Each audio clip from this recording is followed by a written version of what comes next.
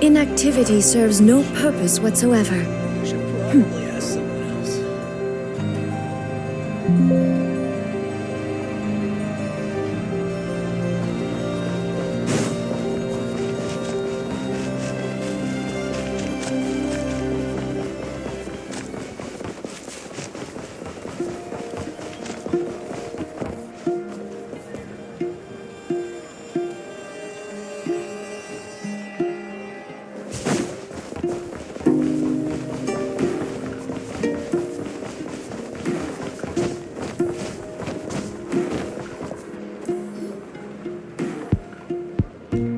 Thank you for waiting. I finished checking your adventurer handbook. Here are your commission rewards. We have no other urgent commissions on the books at present. Thank you for all your hard work lately. Perhaps you two could consider taking a vacation. Amazing! Paimon never thought we'd end up having downtime and not cry. Things were pretty hectic when we first got here. Everywhere you looked, it was either the Wild Hunt causing chaos or the Fatui stirring up trouble. It felt like this whole region was one giant slime in a barrel, ready to go boom at any moment. That's right! Another win for Tibet's top duo! Ah, yes. Are you two aware that the Moon Prayer Night is soon to take place? Oh, yeah! Lama told us that was coming up soon. Wait, why do you mention it, though? Do people in Nasha Town celebrate it, too? Paimon thought it was just for moon goddess worshippers. You're partially right. Most people in Nasha Town just see the festival as an opportunity to do business. They do not concern themselves with the religious element. The festival was first celebrated by the Frost Moon Scions. On this day, they would wear moon prayer blossoms and celebrate the birth of the moon goddess through song and dance. They would also prepare food and handicrafts and give them as gifts to others. Over time, it became Nodcry's most lively festival. Oh, sounds like fun!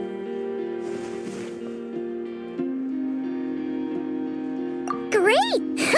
Well, in the meantime, since Catherine doesn't have any commissions for us, let's focus on some personal business instead. When we first got here, you mentioned that this was where your spaceship landed? We didn't get to follow up on it at the time, because we got wrapped up in that whole rare air situation, but now we can finally start investigating it properly. Well, there's a saying Paimon's heard around these parts, which goes, if you lift up a rock, you'll find something you weren't looking for.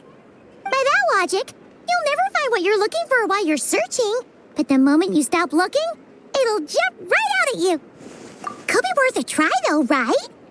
Anyway, Paimon suggests we focus on other stuff we want to do for now, and just keep an ear out for spaceship-related intel as we go.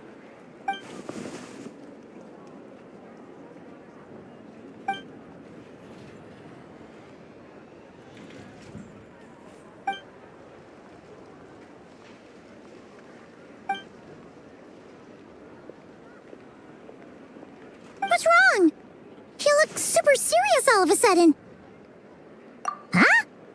Paimon gets why you'd be concerned about Columbina, but what does the doctor have to do with anything? Oh, that's true. And now that you mention it, we're definitely overdue for a showdown with the Fatui. It is weird that he hasn't shown himself this whole time. What could he be up to? True. Paimon would much rather deal with Marionette anyway. She says the meanest things, but when it comes down to it, she doesn't seem like a bad person. Maybe it's the pressure of being a Fatuse? Especially as a Harbinger. Does she feel like she's gotta act tough to keep up appearances or something? But then, every time we headed out with Rarier, she always wound up having to repair Polonia and her other robots. That's gotta sting. Losing face always hurts more for people who care a lot about their image. She's probably still furious about it.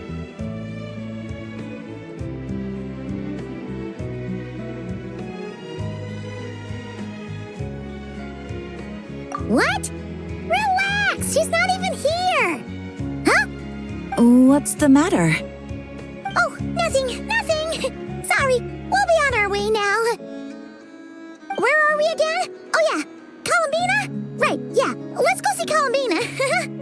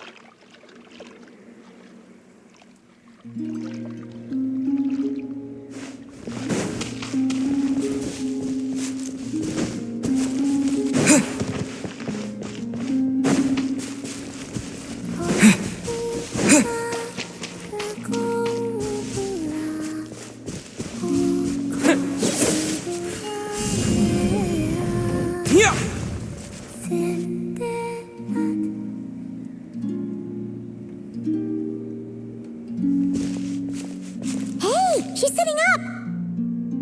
Is me sitting here a rare sight? No, we just thought you'd be resting. Perhaps I would have been, were it not for the sudden arrival of some unexpected guests. Not that I consider it a disturbance. After all, you are the only ones who are free to enter.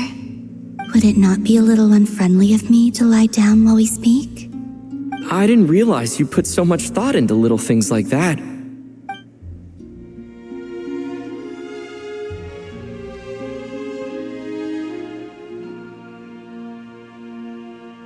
Only sometimes. There have been moments lately where I think about you and your companions. They are warm, mysterious, and cozy memories. Very few of my past memories are anything like that. They say that travelers return home bearing bags full of souvenirs. But my luggage was empty, and I believed it would stay that way. Return home? So, you're still planning on returning to the moon? Yes. This planet continues to reject me, reminding me that I do not belong here. If I remain into that, there will come a day that I disintegrate. And I don't mean reduced to dust or turned into food for the flowers. I mean to exist entirely. All right then. Well, I miss you, but I'll have to say goodbye.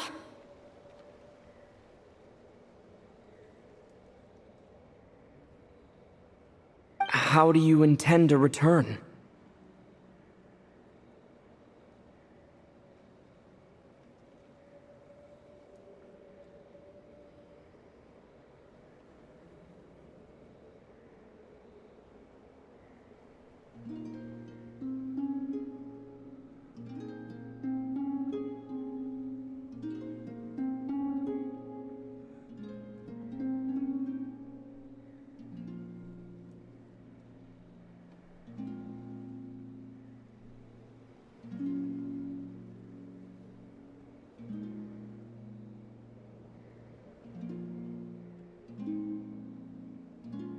The moon prayer night is soon to arrive. On that day, the moon will be closest to Devat. The Kuvaki in this land will reach its peak at that time. I merely need to grasp the tide, and with relatively little effort. Oh, Paimon gets it! It'll work like a slingshot! You make it sound like she's gonna get blasted up to the moon. If I did that, I suspect I would crash into the false sky. I will be using a much gentler approach. But I do like the analogy. It's fun. You see? She gets Paimon's sense of humor. In the blink of an eye, the time has come to part ways. It does feel that way, doesn't it? Time seems to fly fastest when you are enjoying it. I have always thought of myself as a wanderer on this earth, and it has never expressed any desire to keep me here. Yet, just as I plan to depart, it tugs at my arm. Is this a gesture of affection? Or is the world mocking me? Oh. Were you hoping I can answer that? Yes. You are a traveler, so you must have a lot of experience in this area. Then, what I would say is... enjoy the moment. That's right! Don't overthink it! Happiness is happiness and joy is joy! The point is to enjoy it, not analyze it! I see. Then what I would say is, even though I am very tired right now, I am still happy. I can't tell from the tone of your voice. Oh, really? You don't think I sound happy? I'm just kidding. I could tell you were in a good mood today from the moment we saw you. A joke. Albeit not a funny one. Anyway, I assume you're here about you-know-what. Give me your hand. Actually, it's not that. There's something else we wanted to discuss with you. Oh.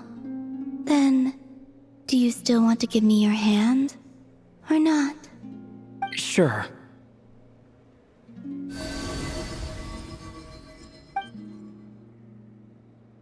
Thank you. So, I've heard that in the Moon Prayer Nights of the past, people here would hold celebrations in the Moon Goddess's honor. Since you helped so much in our fight against the Rehir of Solnari, I think you deserve a farewell party before you return home. I haven't asked everyone else for their opinions on this yet, but I'd like to invite you to join the upcoming Moon Prayer Night.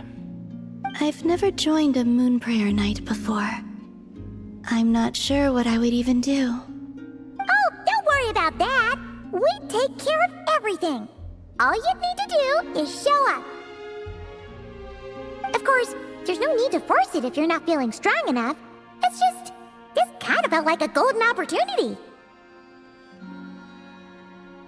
But they call me Kutar, and the Fatui have an arrest warrant out for me. I shouldn't appear in public right now.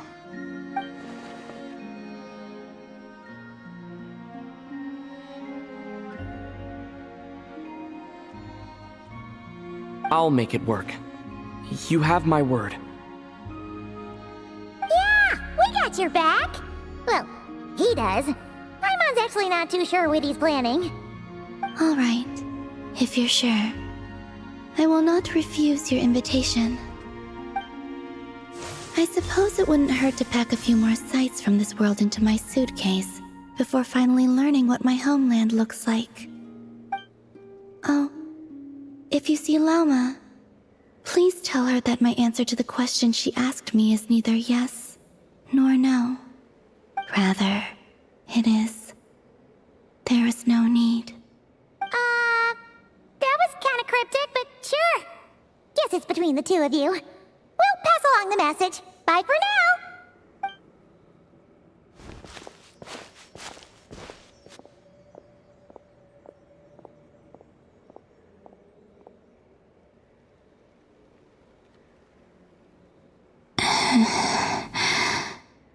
And also, I do not know.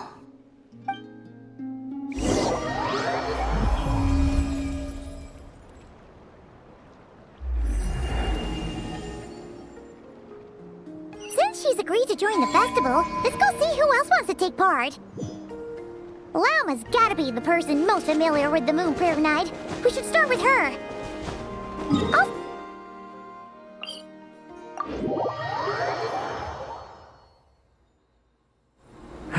Not sure yet. I'll figure something out. What? Are you serious? And Paimon even gave you her vote of confidence back there. When did you become so sneaky?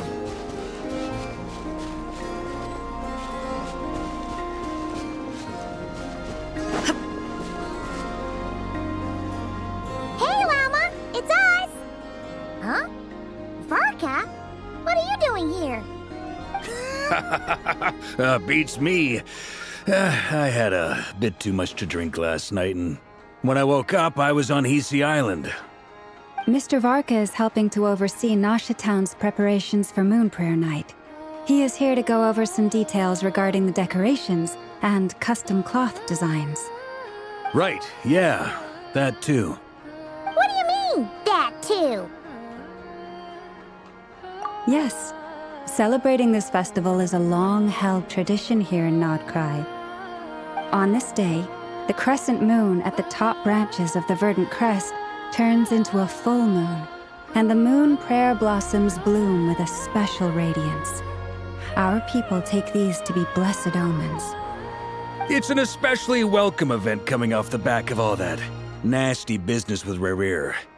Everyone got put through the ringer recently, and now they're looking to turn their fortunes around. The big shots in town all agree that a big, lively celebration is just what we need to rebuild people's faith in this place. No wonder Catherine said that people weren't so bothered about the religious element. That's right. It's become more of a local custom by this point. The celebrations have little to do with whether the religious stories behind this event are true or not. Even the Frost Moon Scions are eagerly awaiting the coming of Moon Prayer Night, despite now knowing that their past beliefs were founded on a falsehood. That's fair. It's a bit like the Lantern Ride in Liyue. It's a chance for people to enjoy themselves, not debate the existence of the Adepti. Oh, one other thing! We just went to see Columbina. We went ahead and invited her to take part in the festival this time. Hope it's okay. Wait, so... you mean she agreed to it? Huh. That's quite a surprise. Then, I suppose that she intends to return to the moon on that day. Oh, yeah! It's kind of a complicated process, but basically, it's like a slingshot.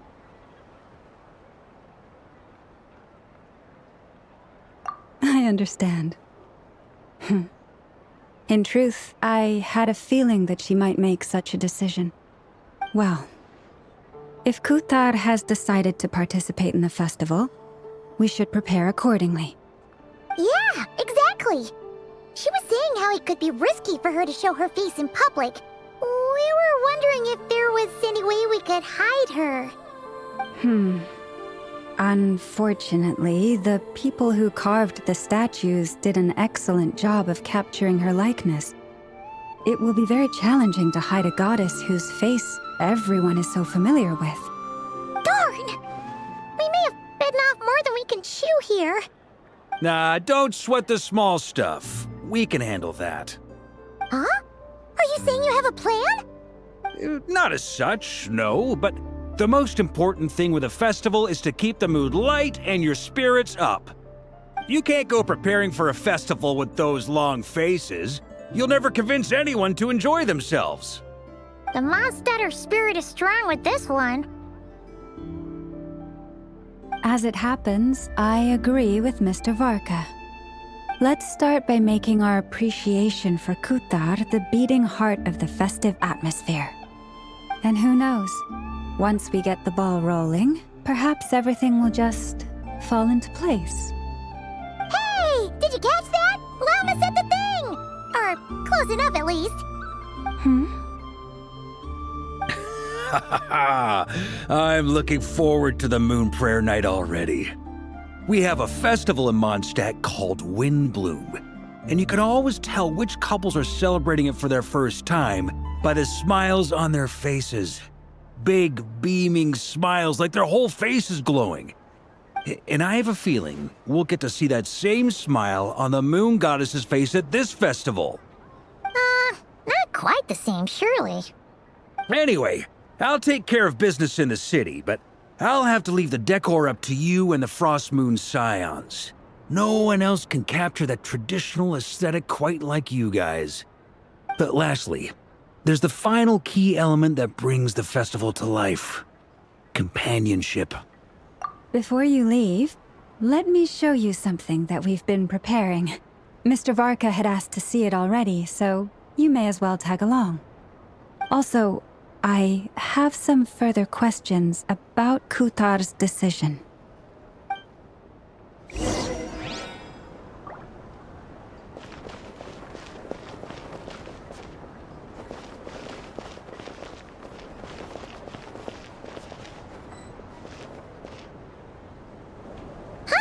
What's this?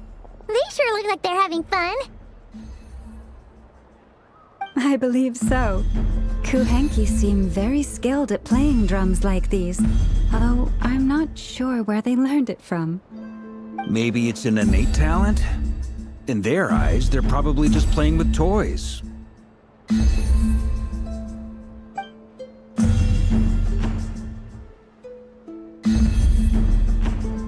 Moanatar! You want to play too?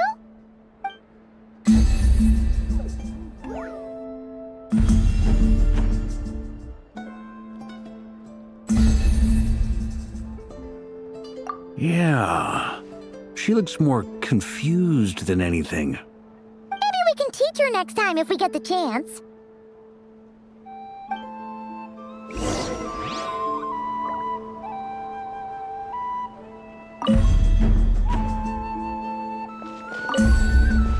What are these floaty things? Moon veils. We hang them from buildings in the city during the festival. When you look at the sky through them, it creates a lovely misty effect.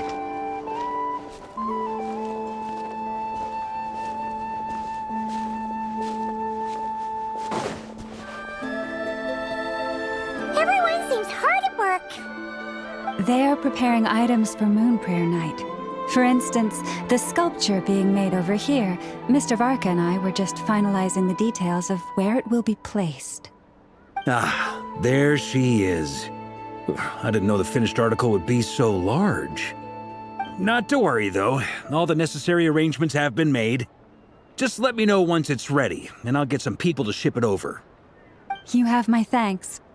And over here, we are preparing a very traditional confection. Oh, look at all these colors! It looks great! Can Paimon try one?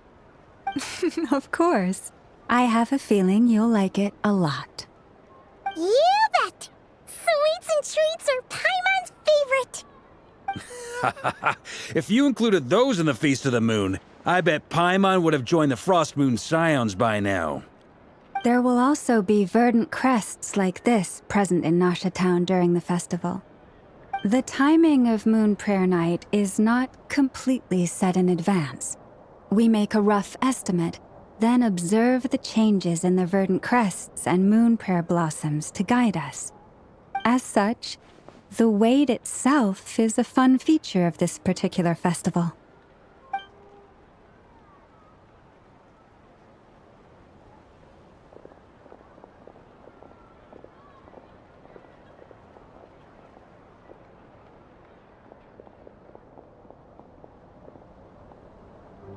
Let's talk here. To tell the truth, I am very surprised to hear that Kutar is willing to participate in the festival. I once asked her if she'd be willing to stay with the Frost Moon Scions. I could introduce her to everyone, and we could be a family to one another. She did not answer, but she has not appeared here since. I took this to mean her answer was no, but if that were the case, she would not have accepted this invitation.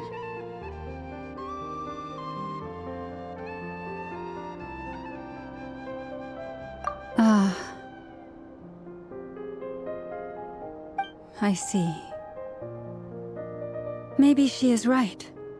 Maybe the Frost Moon scions of today no longer need a moon goddess. But my wish was not for her to come here and be worshipped as a deity. I simply wanted to offer her a place to stay. I'm sure she believes that showing herself here might invite Fatui intervention, and as such, she does not wish to cause us trouble. But what really pains me about all this is that this is her birthplace. She ought to belong here, yet no one has been able to grant her shelter. I think I'm qualified to weigh in here. When someone's about to depart on a long trip, what they need is blessings, not burdens. We should wish her the best, not make the journey harder than it already is. Anyway, she's agreed to attend, hasn't she? All we need to do is simply respect her decision. I see your point. Yes, she will soon depart after all. Our job is to leave her with some happy memories. Besides, who's to say her journey to the moon is a one-way trip? It's not like she can't come back and visit if she wants, right? Paimon agrees wholeheartedly. Festivals are all about having fun, so let's keep it simple. All right, I'm gonna head back to Nausea Town soon. Want to come with? I'm guessing you have some other folks to visit there. Sure thing, let's go! Bye for now, Wilma! Thank you all. Goodbye.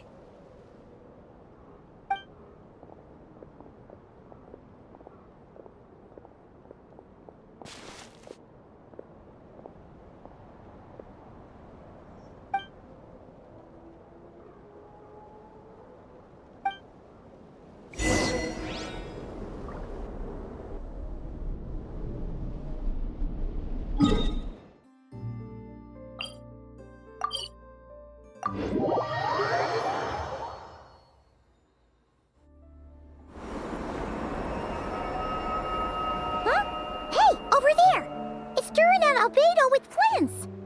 What could they be chatting about?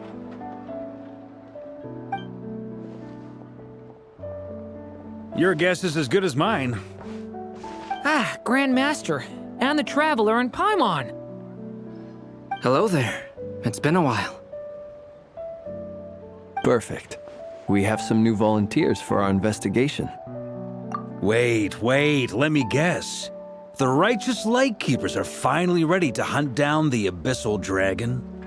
Haha. Yes, that too. Yeah, right. Oh, wait. Why does everyone keep saying that too? Well, to be precise, the facts match, but not the causality. Wait, so I guessed right?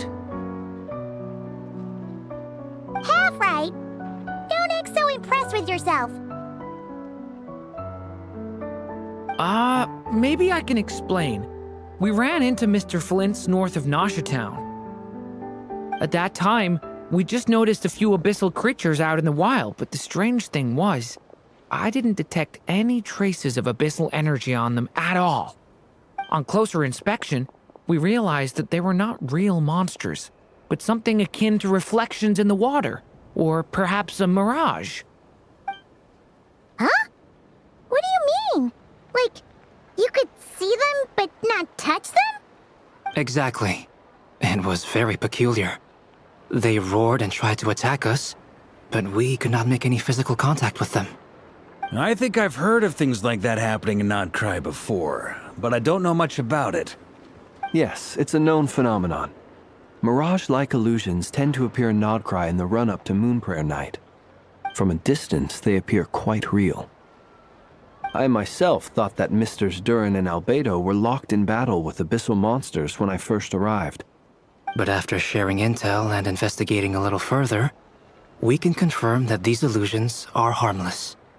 There is no great cause for concern.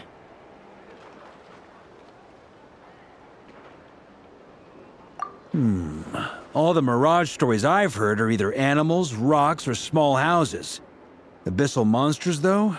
That's a first. It's a first for me, too. So I'm planning to look into it further just to be on the safe side. I intend to inspect a few more locations. What about you two? Any plans?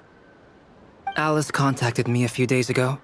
She'd like me and Duran to assist her with an experiment. But we lost contact shortly after receiving the message. I'm sure that comes as no surprise to anyone familiar with her. We don't know when the wind will blow, yet when the wind blows, we will know. That, in a nutshell, describes how Alice operates. Yeah, that tracks. Okay. Well, I suggest we investigate this Mirage business in the meantime. It's piqued my curiosity, and I'm pretty sure I know someone who will already be 10 steps ahead of us. Well said. Right? Whatever's happening in Nocturne, she always seems to be the first one to know. Let's go see what she knows. We can invite her and her staff to the festival while we're at it.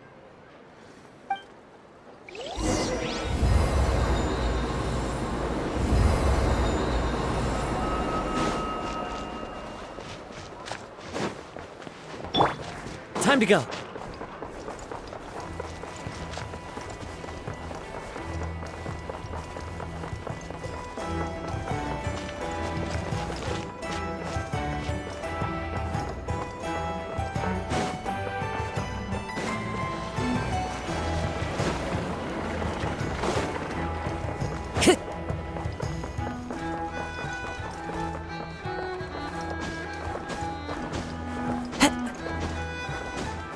Time to go.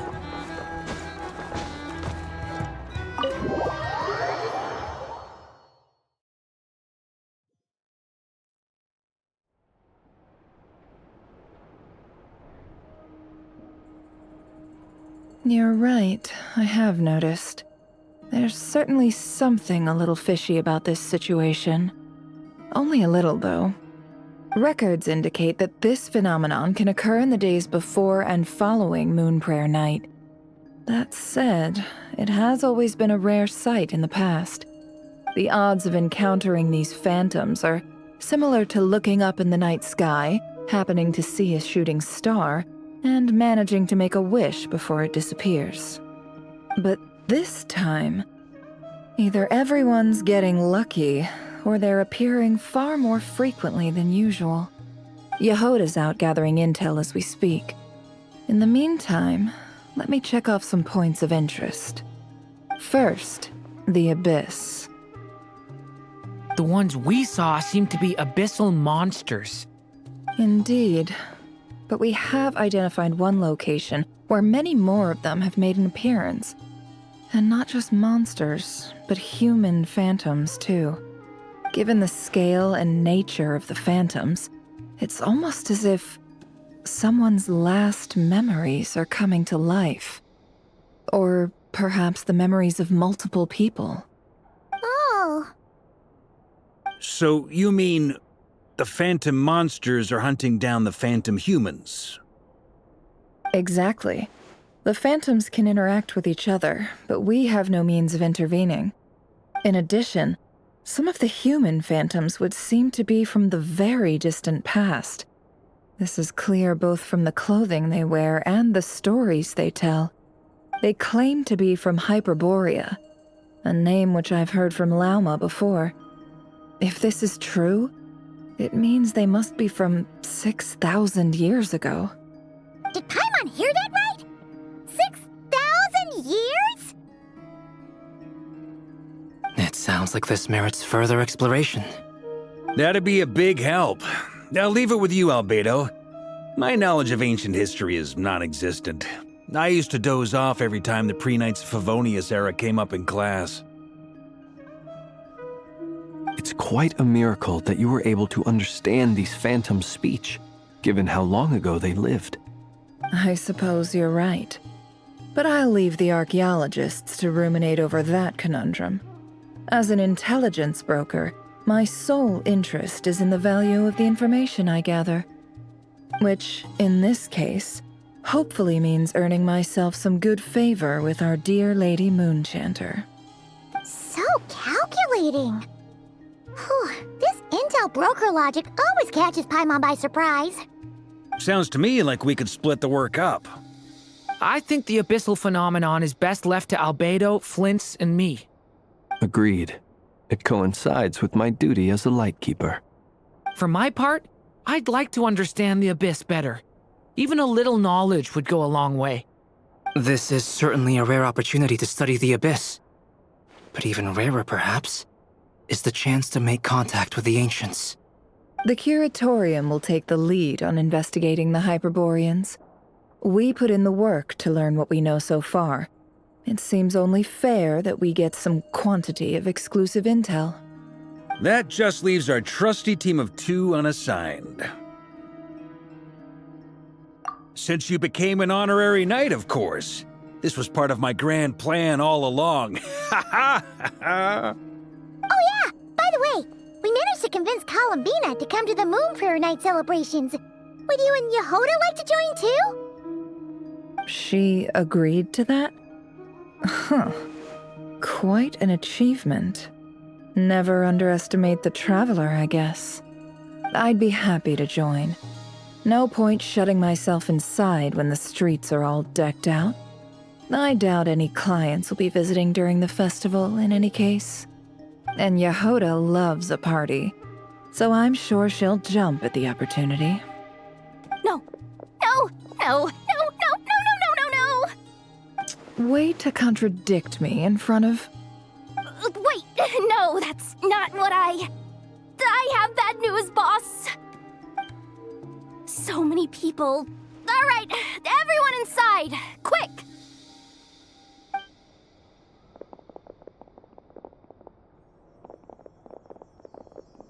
This is gonna sound crazy, but hear me out. I saw one of those phantoms at Star Sand Shoal, and it was some sort of flying ship. Like a spaceship?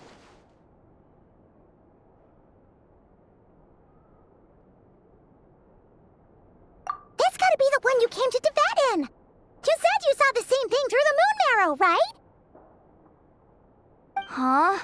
You already know about it? Ugh, I thought I was gonna blow people's minds. Turns out I'm the last to find out. Wait, back up. You came here in a spaceship?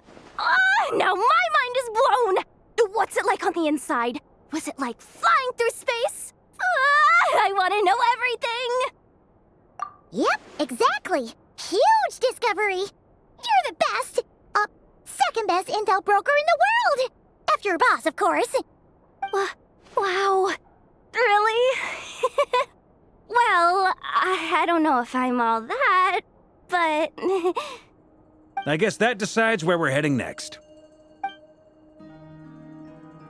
Come on, don't look at me like that. I know the spaceship doesn't have anything to do with me, but you don't want to leave me as the only one twiddling my thumbs, do you? Please? Fair enough. You can tag along. In that case, let's meet back here to discuss our findings once we're done. I wish everyone a productive investigation. You too!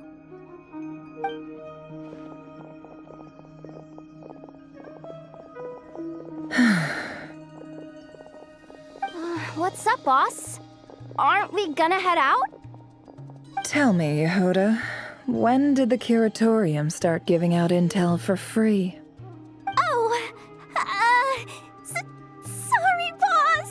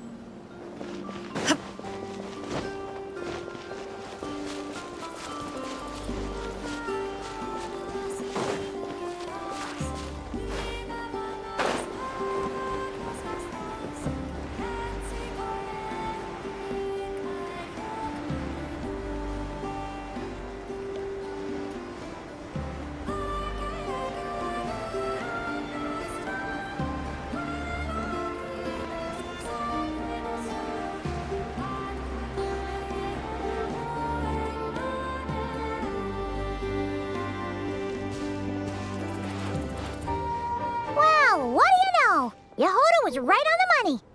This Phantom really is your spaceship. But that's so weird. Why would it show up here? Is it some kind of projection? Or a ghost?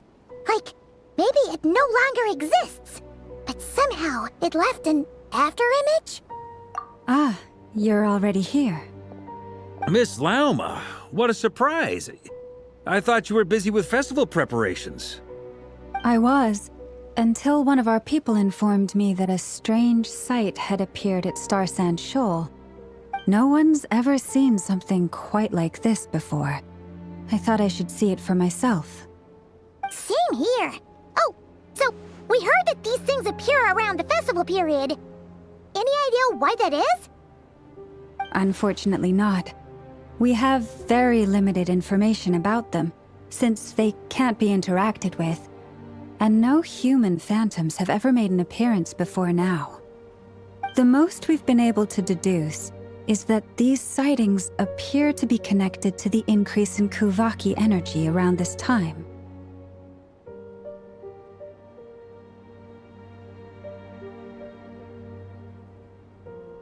Yeah, seems like that's all we can do. This is all so confusing. Allow me to lend you a hand.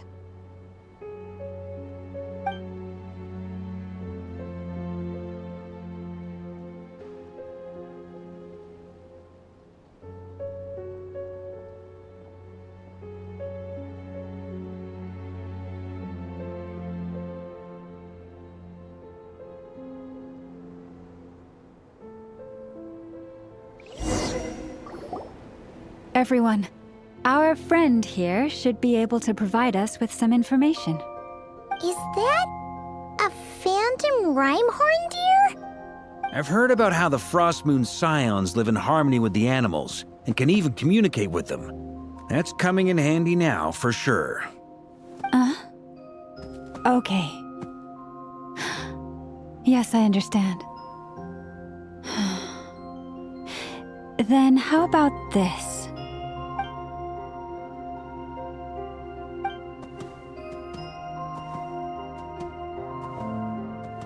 Oh, it's leaving. It appears to share our curiosity about this giant spaceship, so I asked it if it wouldn't mind investigating along with some friends. In return, I told it about some nearby spots where the wild fruit grows abundantly. We may live in a different era from these phantoms, but I trust that the terrain, climate, and ecology here are more resistant to the effects of time than some things are. Let's give them a moment and hope for the best.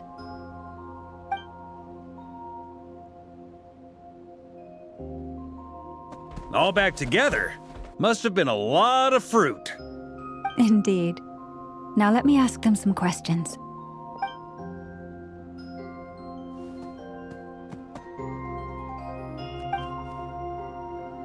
It did find a lot of wild fruit, enough for them to feast for a long while. This puffin circled in the air several times, but didn't spot anything out of the ordinary. Certainly nothing to do with the spaceship. Huh. Well, it definitely makes sense to get a bird's eye view. Indeed. Other than that, I was also thinking that the world these phantoms see is also different from ours. Oh, I get what you mean. The wild fruit exist in both times and spaces, but there might also be things that only exist in that space-time, which we can't see.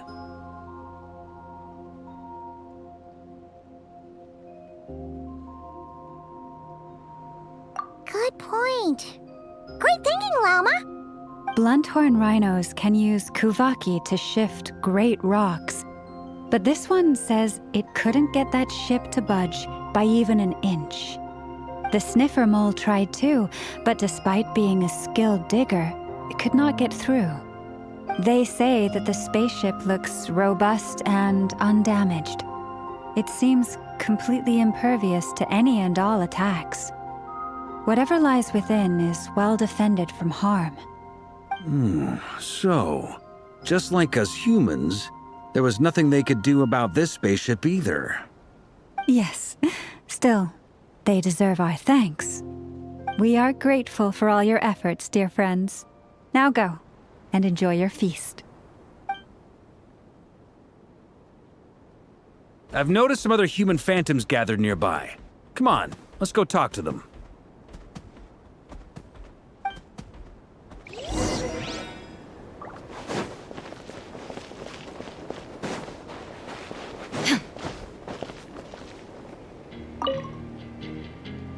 What is this thing? I've never seen it move, and there's no way to get inside. Goodness knows. My grandpa says it's been sitting here at least since his grandpa was still alive. What about his grandpa? Did he say anything to your grandpa's grandpa about it? Huh? I don't know. In all likelihood, it was here back then too.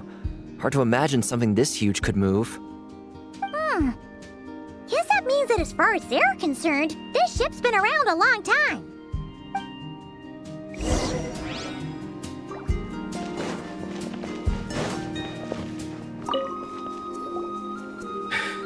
Come on, brothers. If we can get even a small chunk off of this thing, it's gotta be worth a fortune. Today is the day we strike it rich. Huh? You mean Paimon? Yes, brother, I shall join you. Let's make our fortune. We should go with them. What the? This thing is crazy tough. I can't even scratch it. What's it made of? Sorry, brother. Looks like we'll have to seek our fortunes elsewhere. Enjoying yourself? I was just seeing if I could influence this phantom's perception by playing. But nope, no dice.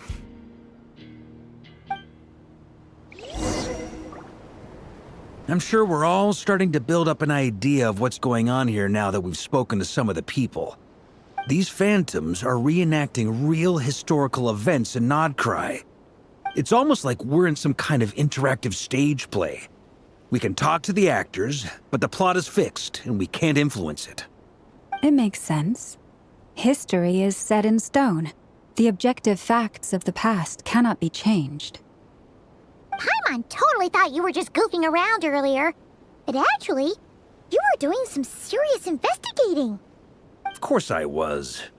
Anyway, at this point, I think we're forced to conclude that although the Phantom spaceship is right there in front of us, we aren't going to learn much about it from these people.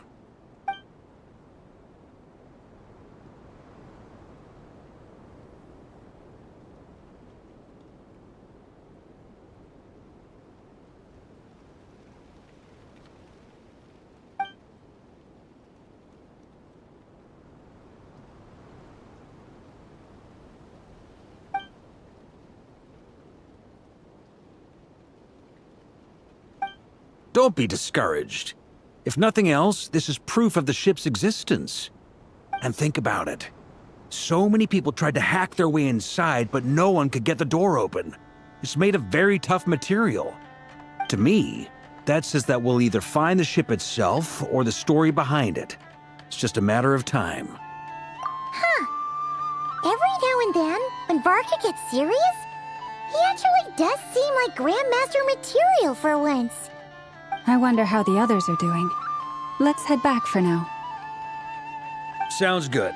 Also, drinks are on me if Team Knights of Favonius is the first to finish. Wait, we have a team name now? Am I in Team Knights of Favonius as well? You're very welcome to join. We've even got a cathedral ready for you. Isn't that technically blasphemy? You wouldn't dare make a joke like that if Barbados was in earshot. Nah, I'm sure Barbados doesn't mind a little harmless blasphemy once in a while.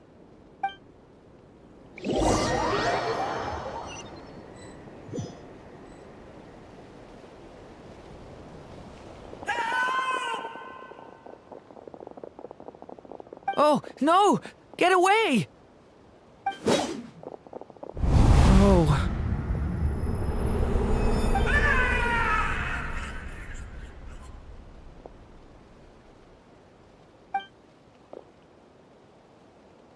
I know it's hard to stomach, Mr. Duran.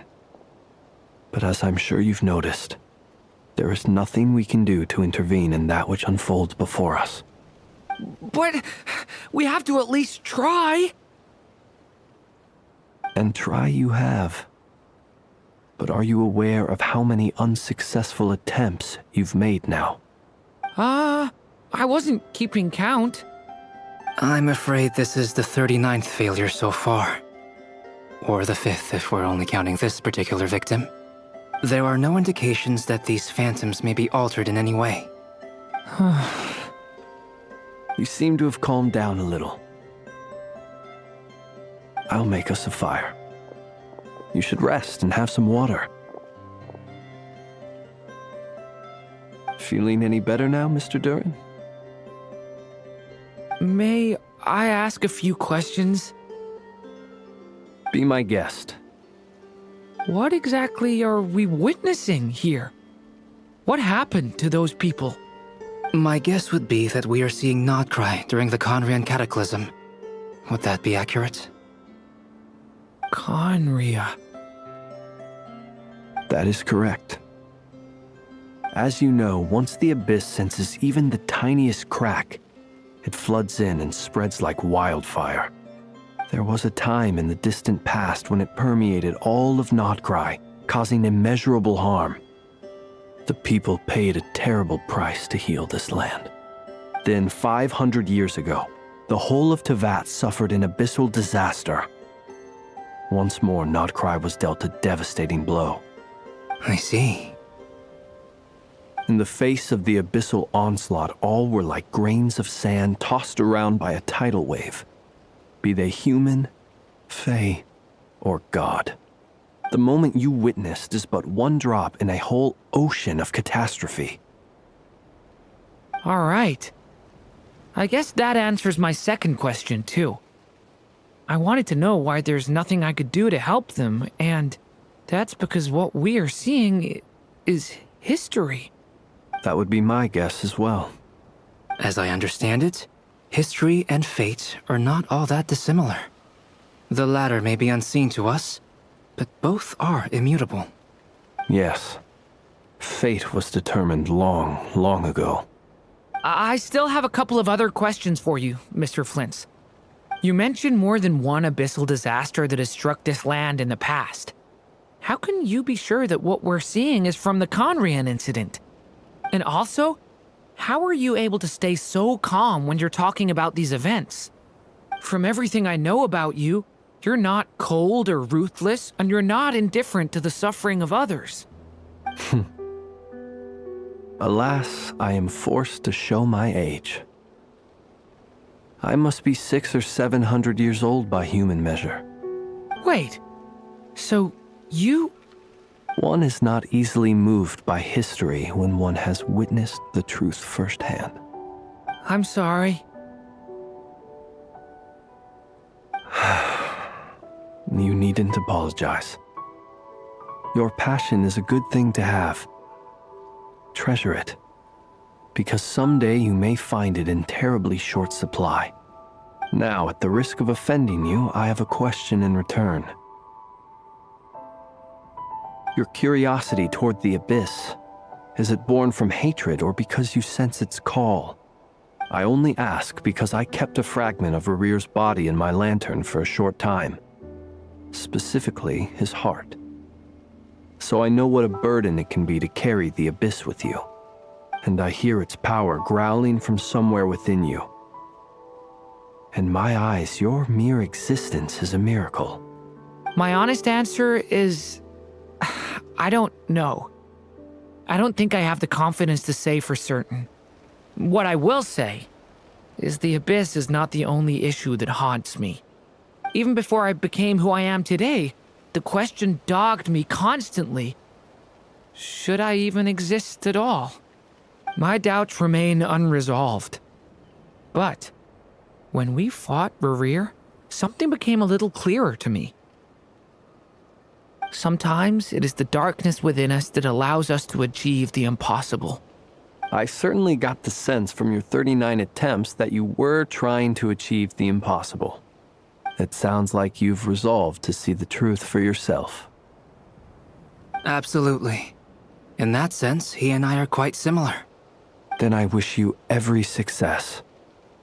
I look forward to the day of your transcension. Well, if everyone's caught their breath, I suppose we should head back. Oh, and one last thing. I'd appreciate if you kept our discussion about history a secret.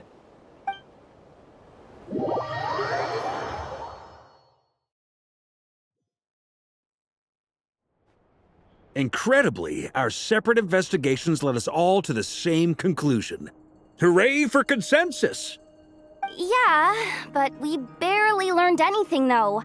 I totally thought this would be the mother lode. Talking with the ancients? I mean, come on! But nope. All we got was useless snippets of conversation. And all this stuff about moons and hyperopia. What a load of baloney. Seems like people back then had a few screws loose. I understand your frustration. We found the same issue. Each phantom only showed a very brief moment in time. There isn't much value to be found in these miscellaneous fragments of a civilization's history, no matter how glorious it may have been. If there's a silver lining, it's that these phantoms are harmless to the present reality.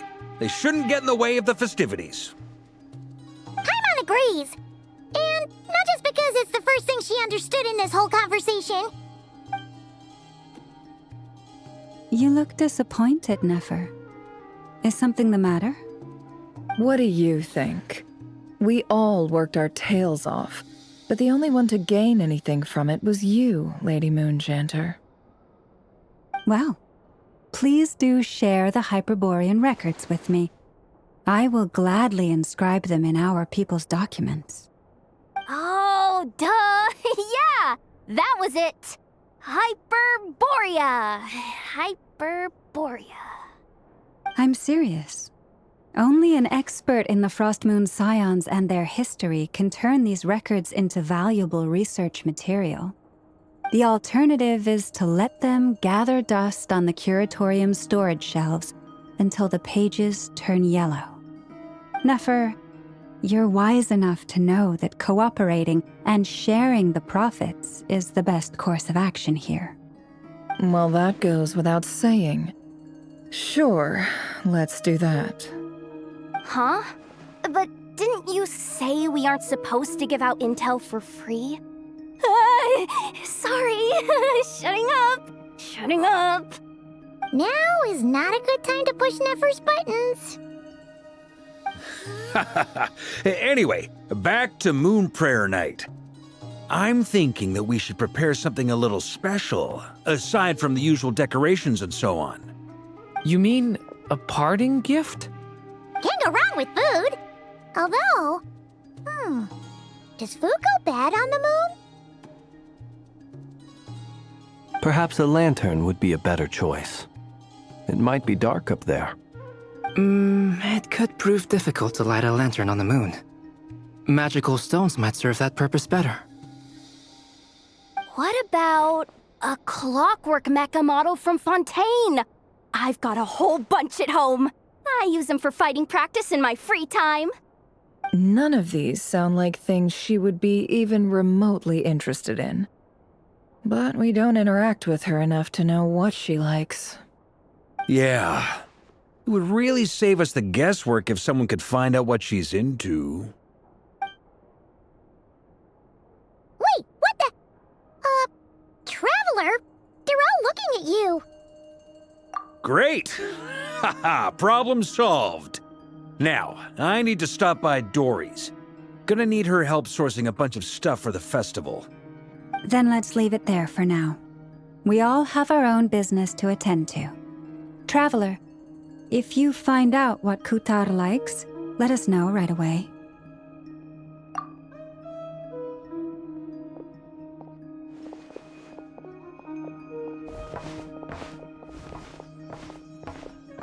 Is something the matter?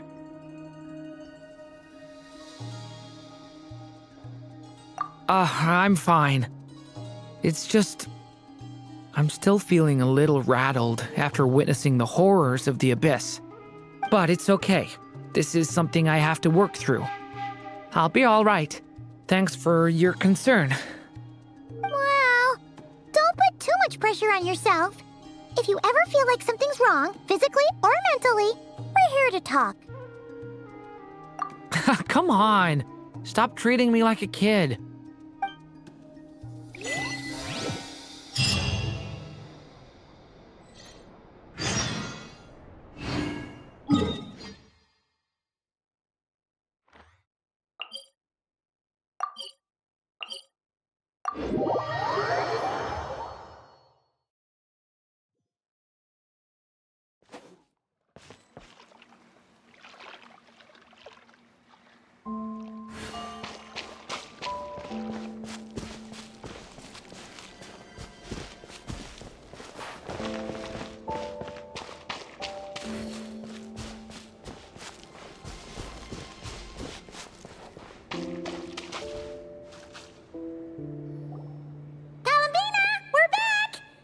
Huh? She's not here. Weren't there a few Kuhenki here last time, too? Where did they all go? Walkies? For Kuhenki? You're not pets, you know. Oh, well. Looks like we just came at a bad time. Let's try again tomorrow. There's still a few days until Moon Prayer Night, so we're in no rush. Besides, she needs time to rest anyway.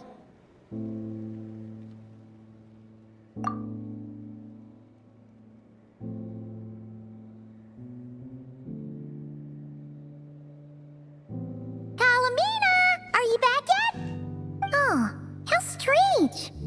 Looks like she still is bright. It's not like her to spend so much time outside, especially since she's worried about attracting unwanted attention.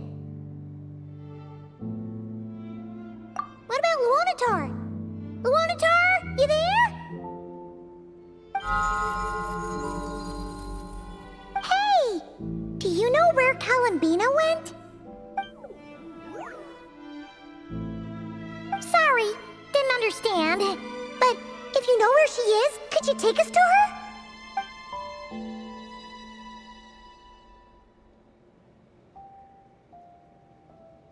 Yeah, that's even stranger. What about him? Oh, that's not good news. They change color when Kalambina gets weaker, right? And they look super pale right now. Good idea. She might know what's happening.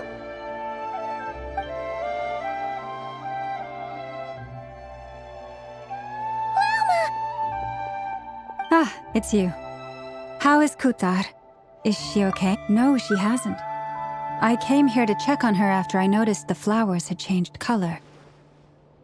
Based on past precedent, she must be very weak right now. Even getting up to walk would be a struggle. It seems unlikely that she wandered off outside. Not to mention that she doesn't do that at the best of times either. So yeah, this is super weird. No. Very few people are in the know about Kutar's whereabouts. And if anyone suspicious had visited, they'd have left some sort of evidence. Come on, let's go to Nasha Town. If anyone has seen her, someone there will know about it. It's not Cry's information hub after all. Makes sense. Let's go!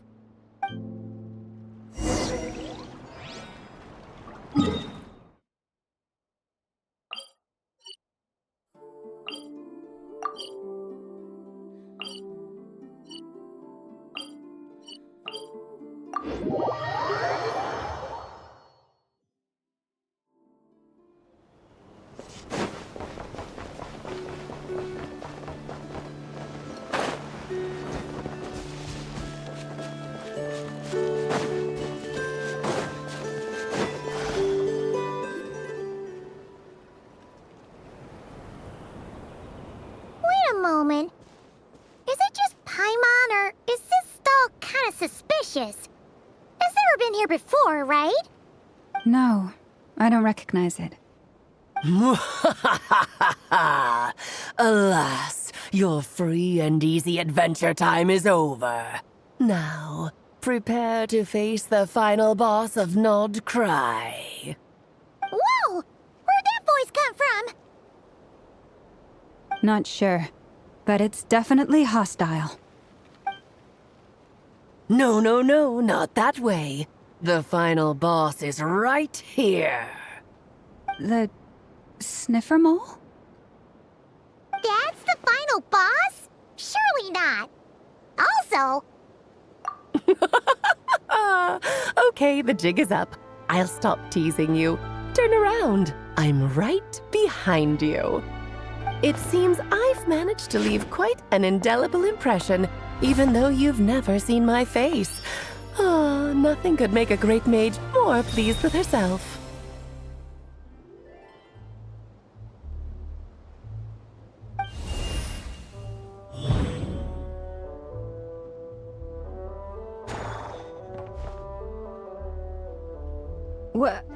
What is going on? I've heard that all the big shots in Teyvat have long, wordy titles that stun people speechless when they make their entrance. Unfortunately, none of them are affiliated with the Hexenzirkel, and we ourselves keep a very low profile. The notorious name-dropping doesn't quite work for us. Still, I, for one, think I'm really quite amazing. So that didn't stop me from coming up with a title anyway. Alice! It's really you this time? Not a lantern or a Dodoko, but Alice in the flesh? Oh, that's right. So, what do you think? How does it feel to finally meet me? You look like...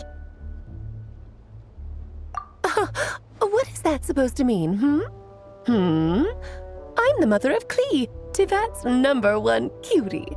How old could I possibly be? So she's a friend of yours? Kind of. This is actually the first time we've seen her in person. I see. Madam Mage, that was, quite a powerful entrance. I certainly won't be forgetting it anytime soon. It's okay, Lauma, don't force it. Paimon will do the honors. This is Alice from the Hexenzirkel. She's a friend of ours. And of Arcus, too. That's right. She's a good person, just kinda... unpredictable. Well, what is the human heart if not unpredictable? If we could not do as we please, how would we differ from machines? I am Lauma, Moon Chanter of the Frost Moon Scions. It is a pleasure to meet you. Oh, I know. Before you got here, I spent a good, 15 minutes getting up to speed on Nodcry's present situation. In other words, I've read the whole "in the last episode" part, so we can skip the pleasantries. Fair enough. Well, Miss Alice, I can already tell that you have quite a unique personality. You'll get used to it. Paimon sure is. So anyway, what are you doing in Nodcry, Alice? Oh, I thought I told you already. This time, I'm the final boss. And what a formidable foe I shall be. Powerful, confident, decisive, and good luck finding my weak spot. You will never succeed. Oh, drat! My one weakness, and you found it in an instant. Fate has been dealt a devastating blow. Thus falls the great Dodo King. Why are you playing along with this nonsense? For funsies, of course. What's wrong, Paimon? Are you disappointed in me? Am I a gigantic letdown? No, it's just... you seem like a busy lady. And this is the one time you've shown up in person. Paimon figured it would be for something more high stakes than just goofing around. You're quite right. I'm here in Nocturne because something big happened. Something big enough it caught the attention of the Hexenzirkel. It concerns the 3 moons, Teyvat's borders, and of course, the moon goddess you are currently searching for. Kind of. Why don't we discuss this over a pot of tea? My main reason for coming on this trip to Teyvat was, of course, to have some fun. But I do technically have a job to do as well, namely, maintaining the stability of Teyvat's borders. I'll skip over the complicated parts. But to sum it up, abyssal energies are all that lie beyond Tevat's border. We'd find ourselves in a real pickle if they ever made it through. And the phantoms you've been seeing are a sign that the border has been disturbed. Ah, no wonder they tend to show up around Moon Prayer Night. Is it because the real moon is now so close to us that its power can cross the border? In part, but only a negligible amount passes through. Just enough to influence the verdant crests and so on. And as you've noticed, there has been an unprecedented number of phantoms appearing this year. The influence of the moon beyond the border cannot explain this. No, there is another far greater factor at play. The trilunar syzygy. A trilunar syzygy? Eons ago, before the heavenly principles came to Tevat, it was the then 3 moon goddesses who controlled the laws of this world. Oh, that's exactly it! The 3 goddesses split these powers amongst themselves, promising never to consolidate them into one singular body. This was meant to keep the world stable. But, fast-forwarding to the present, the eternal moon's marrow is with you, while the iridescent moon's marrow, which should never have appeared in this world, has been retrieved. Add that to the presence of a moon goddess in the flesh and... the power of all 3 moons is gathered here in Nocturne. There hasn't been an event like this since the War of Funerary Flame. And it's having a noticeable effect on Tevat's borders. Because I wish to give my darling daughter a peaceful, sunny environment to grow up in. Is that a good enough reason? Kinda sounds like you're dodging the question, but it does make sense. Well, that's one reason anyway, and the most important one. The others are a little complicated to explain. For instance, cleaning up after dearest Miss R. Albedo could tell you more about that if you're curious, but right now, I have a more important question to ask you. Why are you collecting the moon marrows? I see. Nicole told me about that legend once.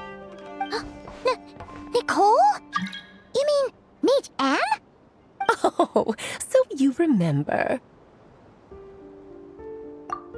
Yes, of course. That was a story about fate, her area of expertise. But back to the story of our dear moon goddess. I'm afraid her intended method of returning to the moon is unlikely to work anymore. What does that mean?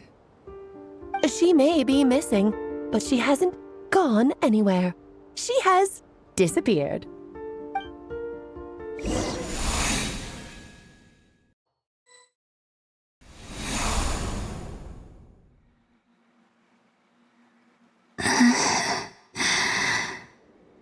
My body is so heavy. Wait, no. It's my mind that's heavy. My arms and legs are as light as a feather. What's happening to me? I feel drowsy, like I've been asleep for too long. Is it daytime or nighttime? Is the moon out? I think I'll go for a walk.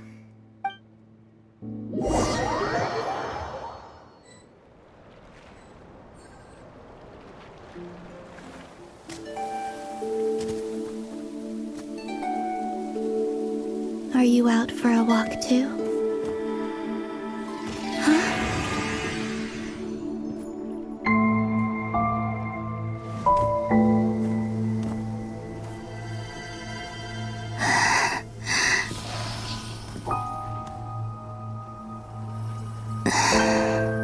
The day has come at last.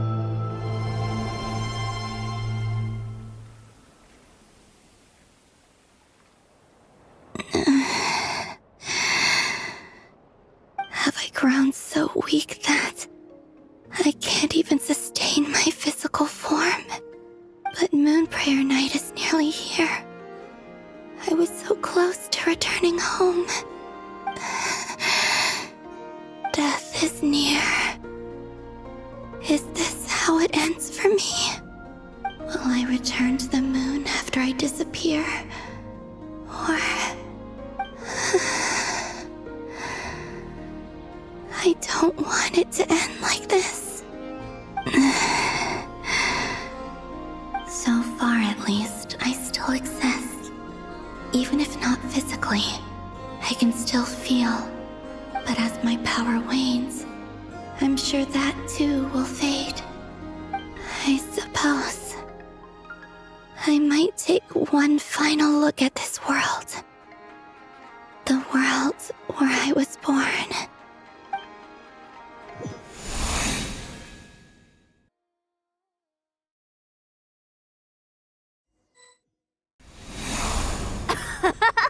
Come on! Come on! Wait for me! The Frost Moon Enclave. How much it has changed since I was born. These decorations, they're so heavy. It's times like these when you kind of wish men could be priestesses and acolytes too.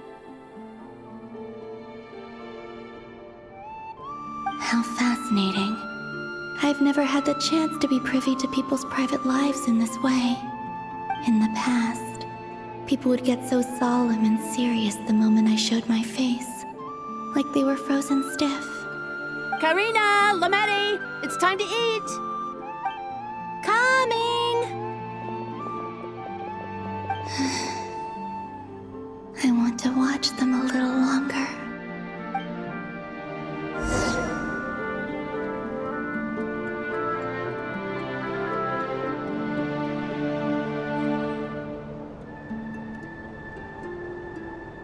So just fill these balloons with air, right? Yep. Try a couple now to test things out. The rest can wait till Moon Prayer Night. Think fast! Rita! Teasing an acolyte of the Frost Moon Scions? Surely that's a punishable offense. Take this!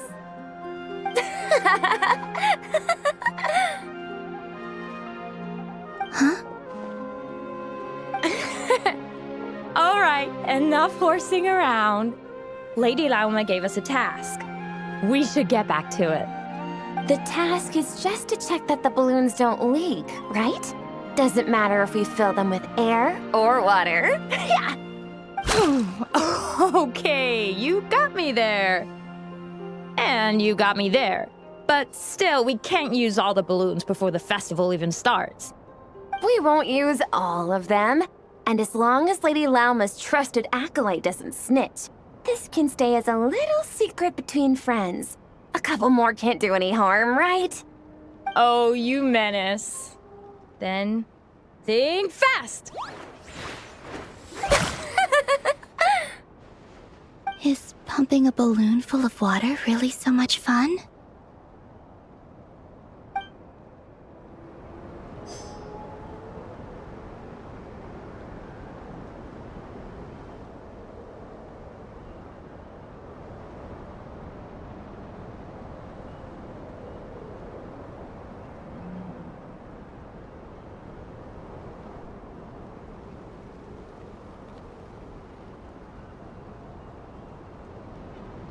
I'm sure you're both tired from playing all day. Come on, eat up. A plain, humble meal. That has always been the way of the Frost Moon Scions. Huh? How come Lametti got a midsummer berry dessert? Oh, I always get Lockaberry. I don't mind sharing. You can have a bite of mine if I get to have a bite of yours.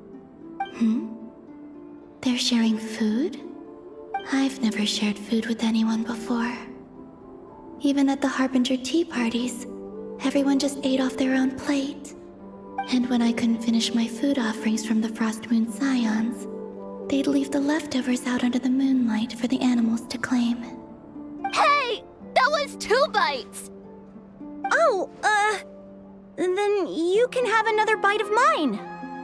Oh, you too. Oh, don't fret now. Here, have some of Granny's too. So this is what it means to be family.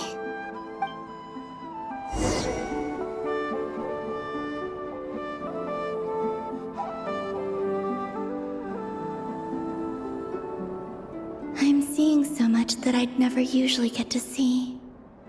They'd never act like this when I was around. It's nice, being able to just watch people in peace in these final moments. What a rare opportunity. I think I'll go take a look around Nasha Town, too. Maybe the Traveler will be there.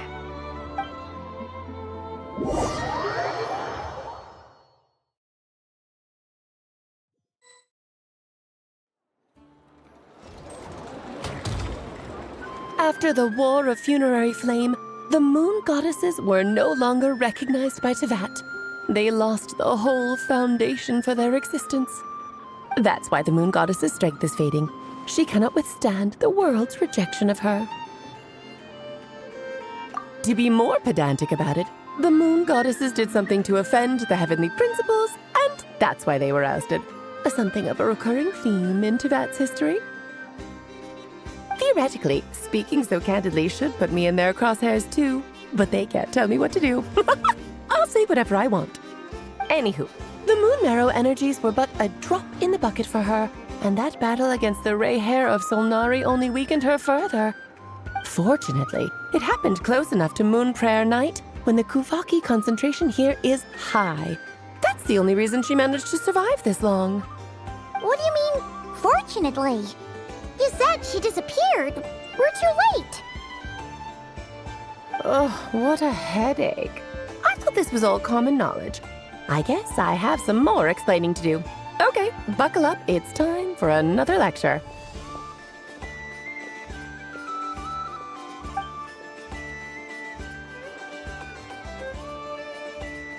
Now, I said earlier that the Moon Goddesses lost the foundation for their existence. The reason for that has to do with the natural order. Basically, the rationale for their existence in Tevat was lost. The same logic applies to the present Moon Goddess, too. Consider her existence so far. Her comrades in the Fatui called her Damselette. And she was worshipped as Kutar by the Frost Moon Scions. But these connections have now been severed, whether by her hand or yours. So, the rationale that once sustained her existence is now gone. Wait, we did that to her? Oh, well, strictly speaking, yes. But let's not start pointing fingers, shall we? I'll only end up as the big bad villain, and that's not the kind of final boss I want to be. Of course I do. I'm only the greatest mage in the whole entire world. Now, if you wish to find your Moon Goddess, there are two problems we need to solve. Firstly, we'll need to strengthen the connection between her and Tevat, at least enough to sustain her until Moon Prayer Night. Strengthen her connection? But does that mean I'll have to rally all the Frost Moon faithful behind this? I'm afraid a bygone faith and a former home won't be of any help to her now. Do you know her name? Her name? Oh, yes. Names are very important things. A name is a fundamental concept that anchors one's entire existence. Then your first job is to find it. As a Moon Goddess, I'm sure she must have a name she identifies with.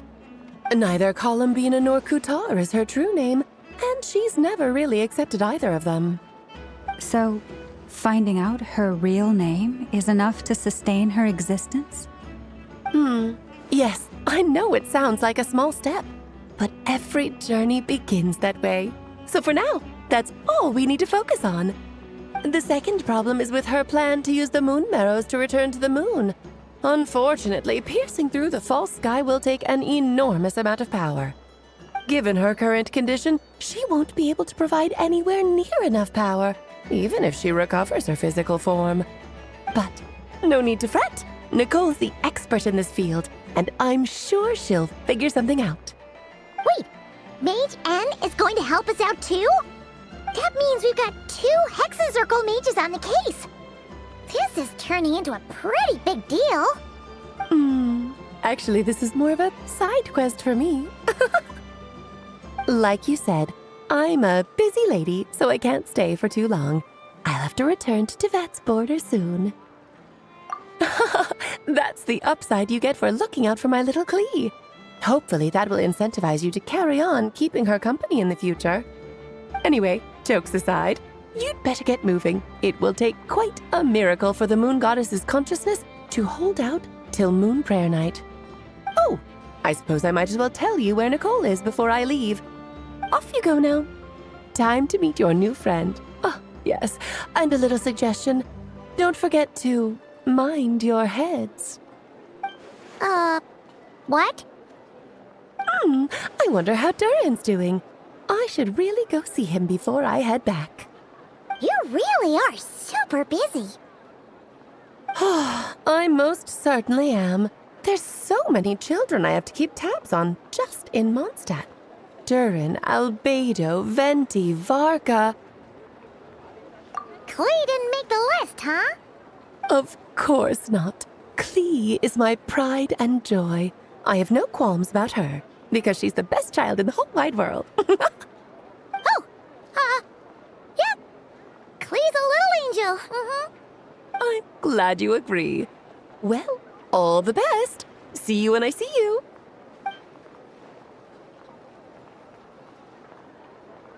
She left in a hurry. Yeah, she didn't pack up her stall. Should we handle it for her? I must say, I'm now very curious about her daughter. Klee, wasn't it? What's she like? That's a long story. Come on, we'll fill you in as we go.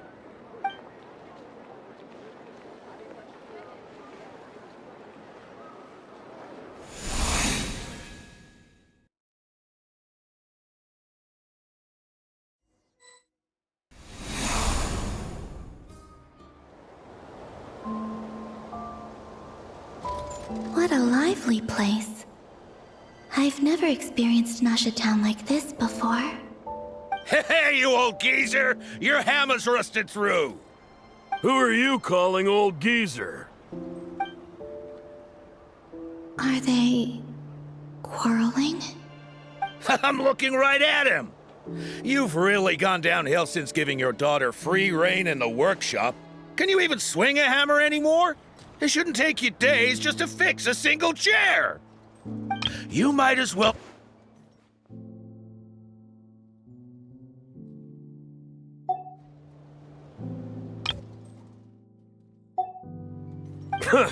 Don't run your mouth, or you'll get a back massage that'll put you in bed for the rest of your life.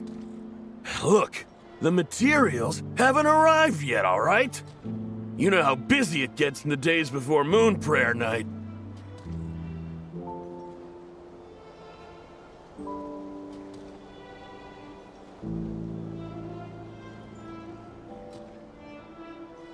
I'll bet you send all the materials to your little princess. Blood's always thicker than water, huh? All right, you've made your point, Uncle Koski. As soon as the materials arrive, fixing your chair will be the #1 priority. And Dad, if you've got time to chat, why don't you lend me a hand, See? Lolka knows what the score is. I guess they're friends. But the way they spoke to each other was so ugly. Then again, it wouldn't be the first time I've seen something like this. Columbina! Sing outside my door in the middle of the night one more time, and I'll unscrew your vocal cords. You hear me? Oh, Zandrone. So that was her way of trying to be friends with me. What a pity. I won't get the chance to say any ugly things in reply.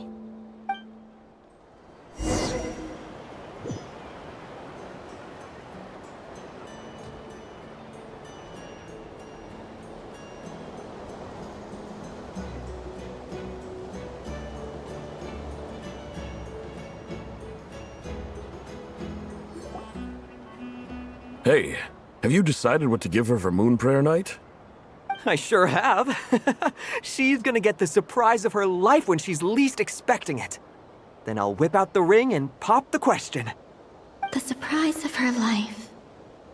What a fun turn of phrase. Cool, I get the picture. You can spare me the gushy details. Ooh, looks like we have a customer. Hello there, ma'am. Would you like some Moon Prayer Night candy? Huh?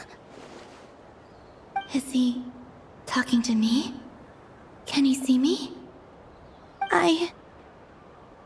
Here you go.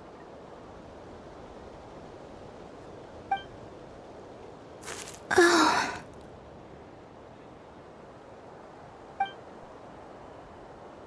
Come back anytime. Right. Now, where were we?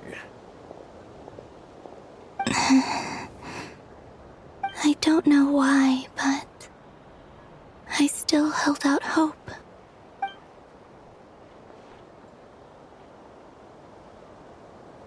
The most important thing right now is to find that mage. This name thing seems super important too, but where do we even start looking? I'd better go pay the Fatui a visit.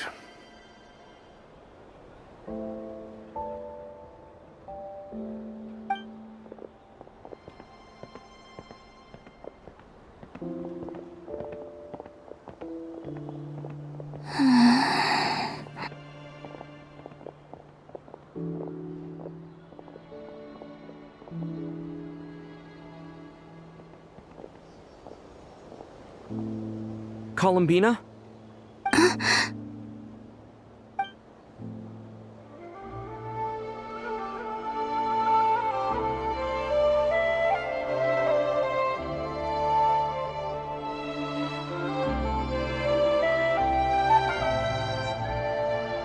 Traveler?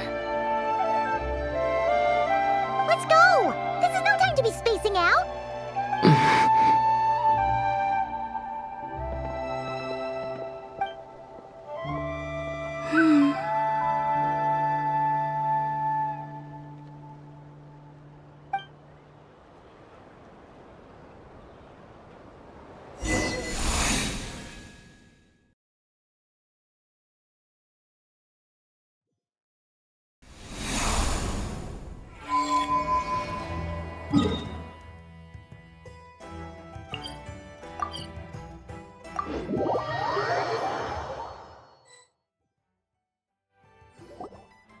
Where are they going?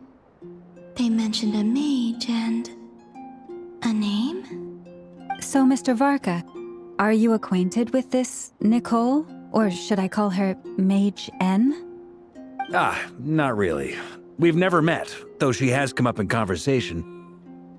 From what I've gathered, Alice kinda took Nicole under her wing. Taught her how to speak in a more ladylike fashion, that kind of thing. Huh. Hard to imagine Alice as an etiquette coach. Yeah, Alice is a larger-than-life personality, I'll give you that. But then again, that's why she's able to draw such an eclectic mix of people into her inner circle. If I remember correctly, being an interesting person is actually one of her main entry requirements.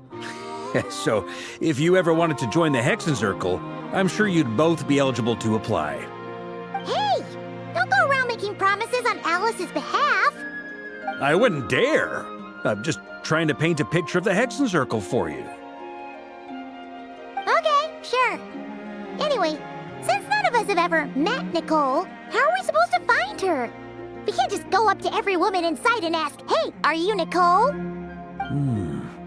Maybe something she's wearing will give it away? Like, a wind bloom pinned to her chest or something. Wait a minute. Alice never said Nicole was from Mondstadt. Oh, true.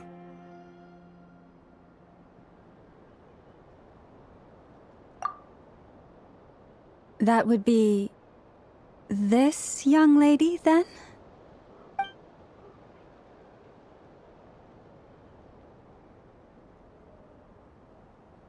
Hey there! Sorry to disturb you, but are you Miss Nicole? Varka, Knight of Boreas of the Knights of Favonius. Alice might have mentioned me before.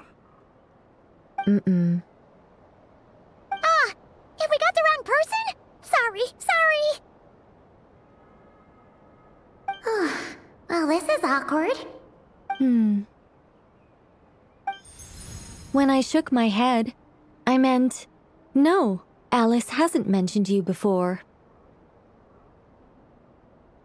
Huh? Where is this voice coming from? My apologies. For certain reasons, I am unable to speak. This is the only way I can communicate with you.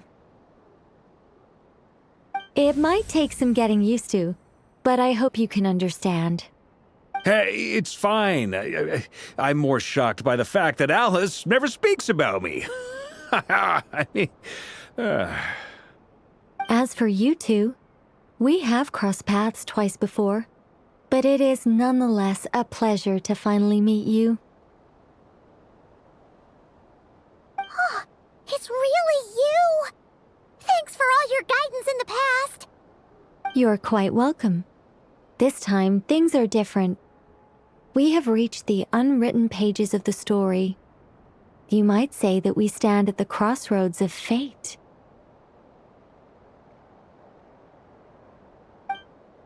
Now then, allow me to formally introduce myself. My name is... No, stop! Alice! I can't believe it! I had a whole speech prepared. I'd agonized over every single word. She always picks the worst moments to ruin other people's plans. I'm so sorry about that. Alice took the liberty of devising some bespoke self-introduction magic for each member of the Hexen Circle. But I could have sworn I deleted all of the triggering conditions for it. How did it bypass everything? Oh gosh, this is so embarrassing. This is a very different side of Nicole than what we're used to. Is she not used to face-to-face interactions? Don't worry about it. We've seen that introduction magic once already, so it wasn't too much of a shock. Please go on, Miss Nicole. We'd love to hear what you have to say, or, well, communicate. Huh? Are they talking to this lady? But... Will you all promise to forget that horrendously embarrassing introduction? sorry, embarrassing. When?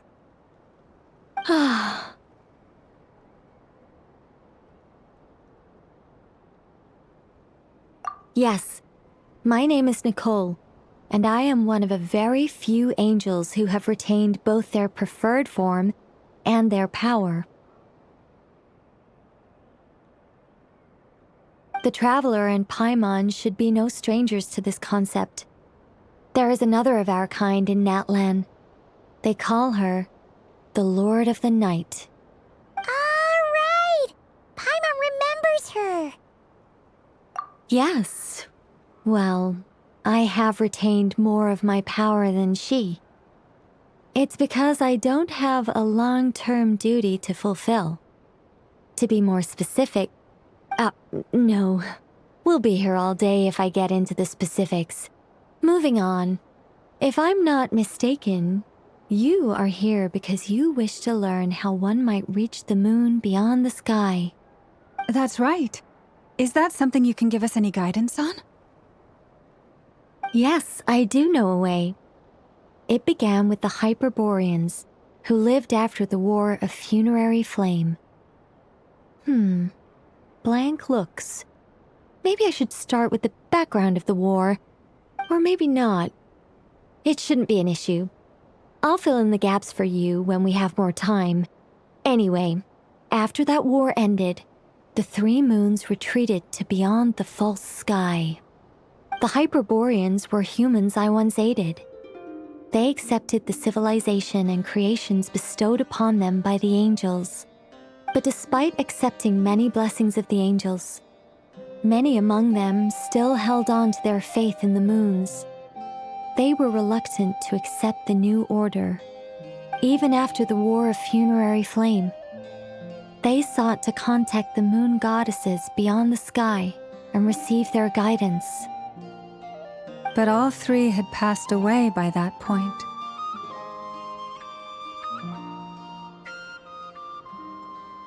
This mage has a unique method of communicating. Is she talking about the moons? Yes, but they did not know. And so, still they prayed for the moon goddess's mercy. After building titanic structures that consumed vast amounts of Kuvaki, at last they glimpsed the moons and heard their voices. But of course, they were gravely disappointed, for it was then that they realized the 3 moon goddesses were dead. Oh, that's such a sad story. It is. Humanity was in a very sorry state at that time. The angels who had once aided them were gone, and the war of funerary flames had left them homeless and destitute. Just a second, I gotta ask. How relevant is all this history to the task at hand? Well, I mean, it's... Okay, it seems we've drifted into irrelevant narrative waters. It's been a while since I've had the chance to speak inside someone's head. As soon as I got started, I lost control and the words just flowed out like a waterfall. What I'm trying to say is... Right, yes, that's it. The relevant part is the ritual created by the Hyperboreans. The fact that they bypassed the false sky and saw the true moons implies that they successfully built a connection between Teyvat and the outside world. Which means, with enough Kuvaki and a sufficiently stable connection, it should be feasible to send one person over the border. Okay, so they built some kind of portal? Oh, yes. A portal. Yes. Is something wrong? You sound disappointed. I just didn't expect you to summarize it so well. It turns out I could have said all that in one word, if only I'd managed to think of it. No, please, it's fine. This is invaluable knowledge. I'll be sure to record and preserve everything in writing. Oh, really? Well, in that case, I suppose I could backtrack and add some more detail. I did gloss over a few things so far. Whoa, time out. Let's summarize what we've got first. The Hyperboreans were the last ones to use this method, right? So we somehow need to find whatever structure they built and make sure there's enough Kuvaki to power it up. Luckily, we have the moon marrow of both the eternal and iridescent moons, so we're all good for Kuvaki. Which means the key issue we need to focus on is finding the place. Am I right so far? Yes. Although I expect the structure is long gone by now. That said, what if we could take advantage of the phantoms to travel back to a time when it still existed? Well, travel back isn't quite accurate. It's more like we'd be creating a handshake between 2 points in space-time. We wouldn't even have to pick a time when it still existed. It could just be a time when it still appeared in phantom form via projection, or we could project our own phantoms, fold them together, and... You look lost. Was that too hard to follow? Yeah, things got a little, technical there. Paimon's brain is reaching capacity. All right. Let me think about how to put this more simply. Okay, got it. Over the next few days, I'll search for phantoms that we can use. Once I find one that meets the criteria, I'll let you know and we'll regroup. By completing certain rituals, specific individuals will be able to enter the phantom and make it to the Hyperborean structure. If everything checks out and it looks feasible, we'll just need to wait for Moon Prayer Night, and we can send the moon goddess back home. I'm really skimping on the detail here. Is this making any sense at all? I think so. For now, we'll just wait to hear from you. Yes. Basically, yes. Great. Counting on you. In the meantime, we'll focus on finding the moon goddess's name. My name? Are they looking for a way to stop me from disappearing? Excuse me, Miss... Go on, Miss Nicole. This conversation was a little all over the place. I didn't catch your name. I am Lauma, of the Frost Moon Scions.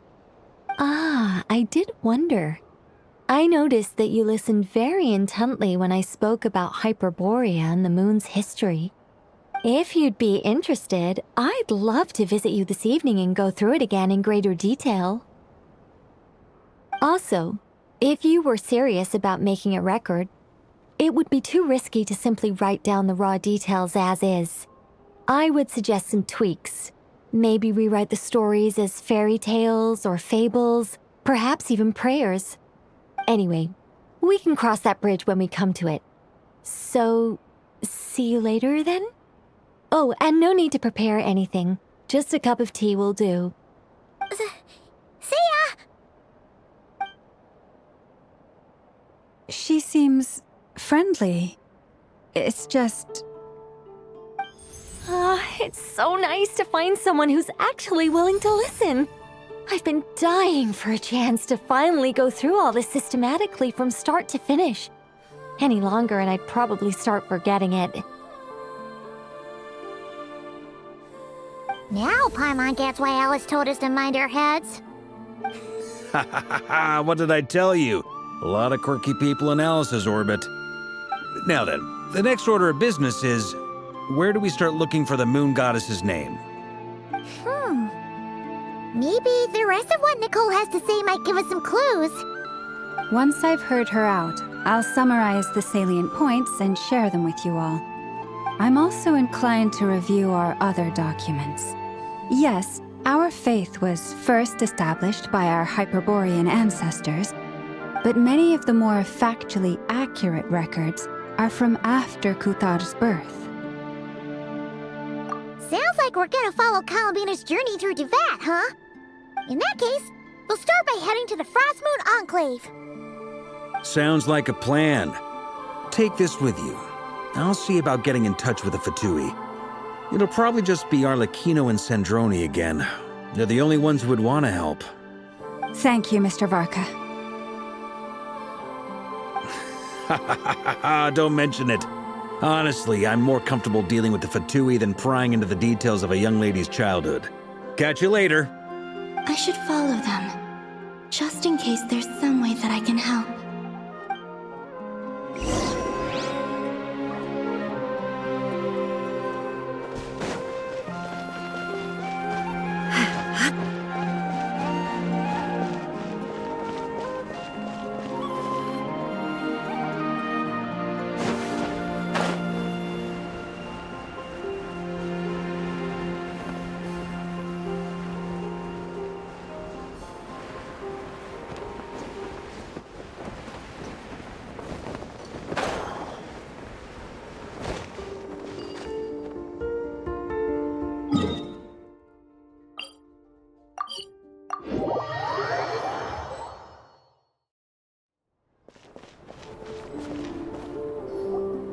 A while ago, I took the time to organize all documents in our possession that pertain to Kutar.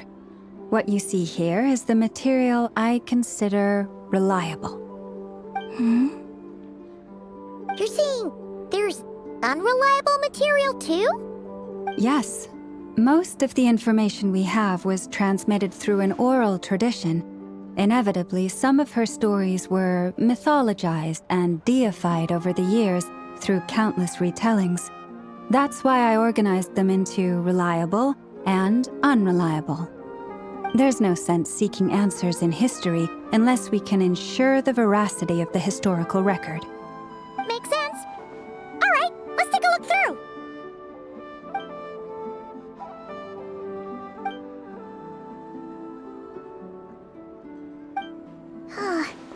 Almost all these records refer to Kutar instead of Columbina.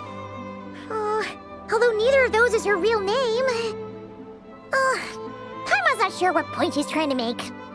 What we can gather from these records is that the Frost Moon Scions worshipped her as a god, placing impossible expectations upon her. I cannot fault them for their earnest faith, but for all their devotion, worshipping her day in, day out changed nothing. I imagine that none of it resonated with Columbina. It wouldn't surprise me if, even back then, she had already begun to reject the name Kutar and everything it represented. Lama speaks the truth. When I heard them call upon Kutar with hope and expectation in their voices, they may as well have been calling upon somebody else.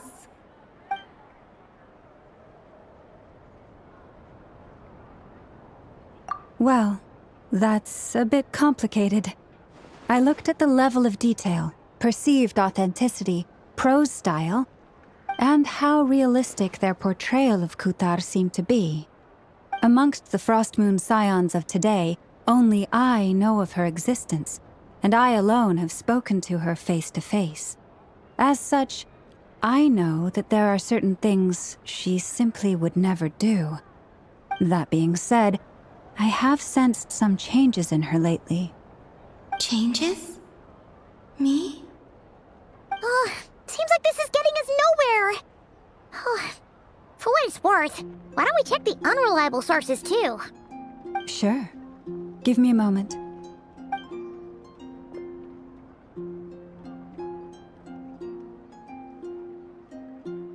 Exerting but a fraction of her divine might, Kutar sheared a great mass from the snow-capped mountain and cast it into the sea, upon whose surface shone the mirror image of the moon. Thus was formed the island of Hisi. Yeah, right. That doesn't even begin to pass the sniff test. The 3 moons are not but lies through and through.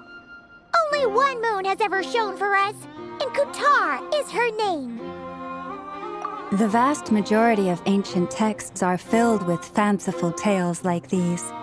I trust you understand my criteria a little better now. Kutar did not speak, merely gazing into the distance in silence. And where her gaze landed, this was her prophecy. Clearly, whoever wrote this text never even met Kutar. Otherwise, they'd know that her eyes are always closed. What about you, Traveler? What are you reading? Come on, let Paimon see. The child wished to build a wooden nest with which to shield a fledgling bird from the cold. But being so young and lacking in strength, the child could not snap the branches from the trees. Kutar was passing by. Upon seeing the child, she summoned forth the Kuhenki, who built a beautiful nest for the child. I remember that. Not knowing the meaning of Kutar's divine intervention, the child dared not to respond, and thus ran home to call their parents. But Kutar was gone. The Moon Chanter declared the event a miracle and took the nest as a relic, placing it on high for all to see. The child was named as one favored by the goddess and was greatly respected amongst the people. Yet, no further miracles were bestowed, and this matter was forgotten in but a few years. Huh. Any thoughts after reading that? Yeah. Columbina probably just wanted to join the kid in making nests. Ah. I'd originally considered this a fabrication, because Kutar did not perform any similar actions in subsequent records. But now that I think about it, it does seem like something Columbina would do. It's just that... She didn't know how other people would interpret her actions. She was probably worried about making things difficult for people. So, she gradually stopped joining in. Yes. Oh, that's so sad.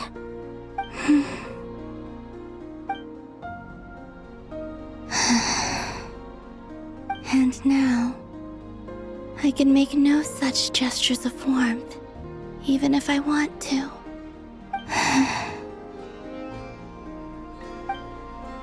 Still no name. That's a bit of a shame. But we did learn some interesting stories. That's gotta count for something. Barca said he was gonna set up a meeting with Arlecchino and Sandrone, right? Let's go back to Nasha Town and see how he's doing.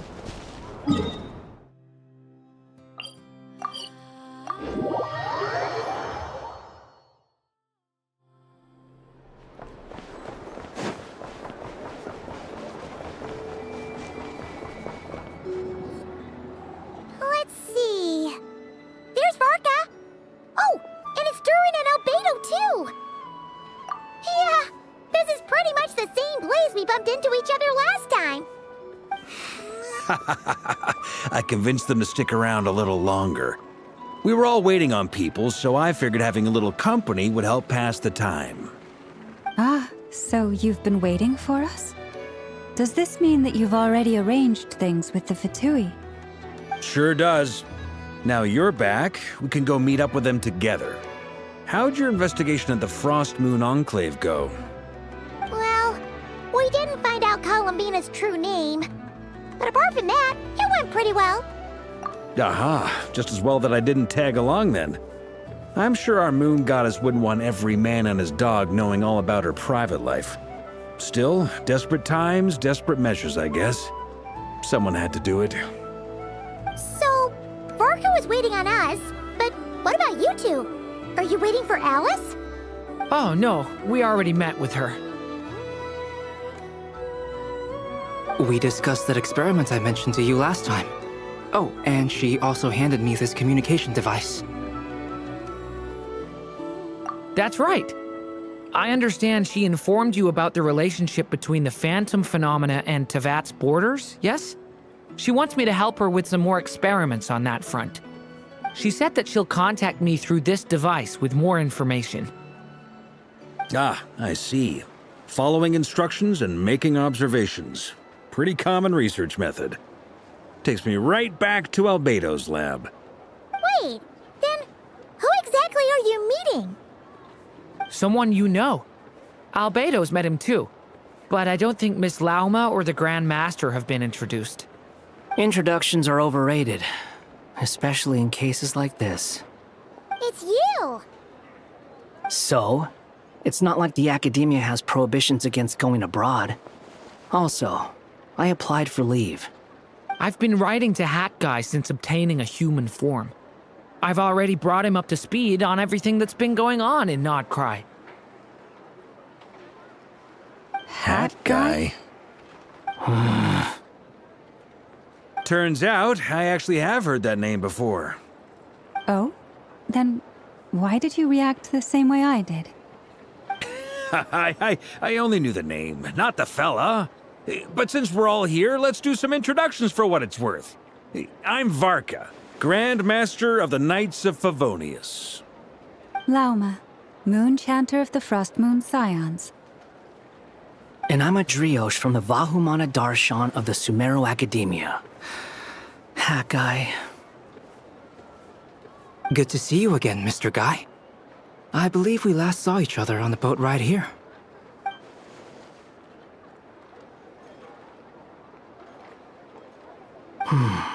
Mind you, the only reason I came here is because there's someone I want to look into. Who's that? The Doctor, also known as Dottore, second of the Fatui Harbingers.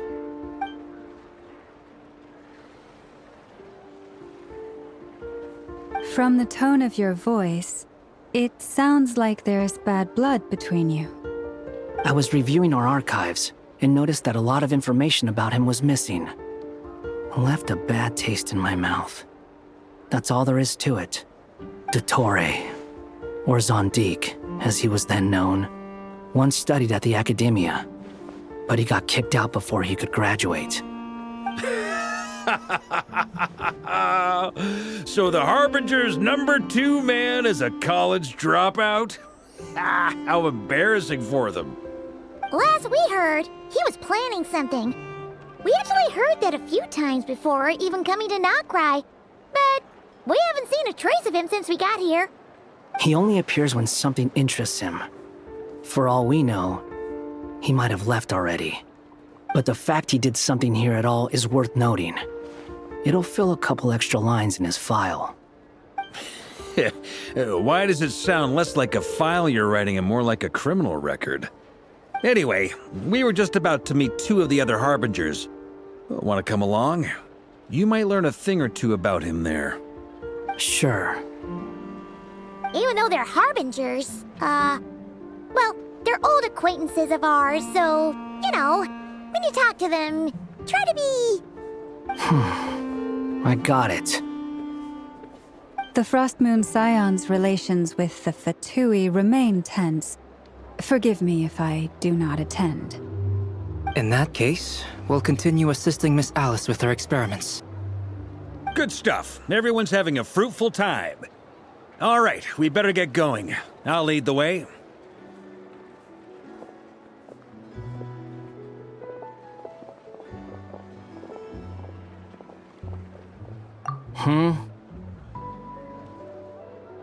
Well, yeah. That's obviously part of it. But I'm not the only one who has a score to settle with him. Neither you, nor Lesser Lord Kusanali, nor I want to see him meddling with things again. What's the hurry? Don't worry. Pigeons always know which way home is.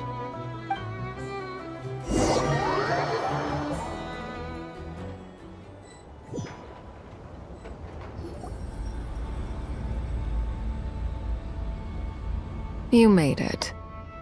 Who is this? A scholar from Sumeru. They call him Hat Guy. He's an old friend of the Travelers. Wait, this is the academia representative you wrote about? He doesn't exactly look the part. I believe this will prove my identity.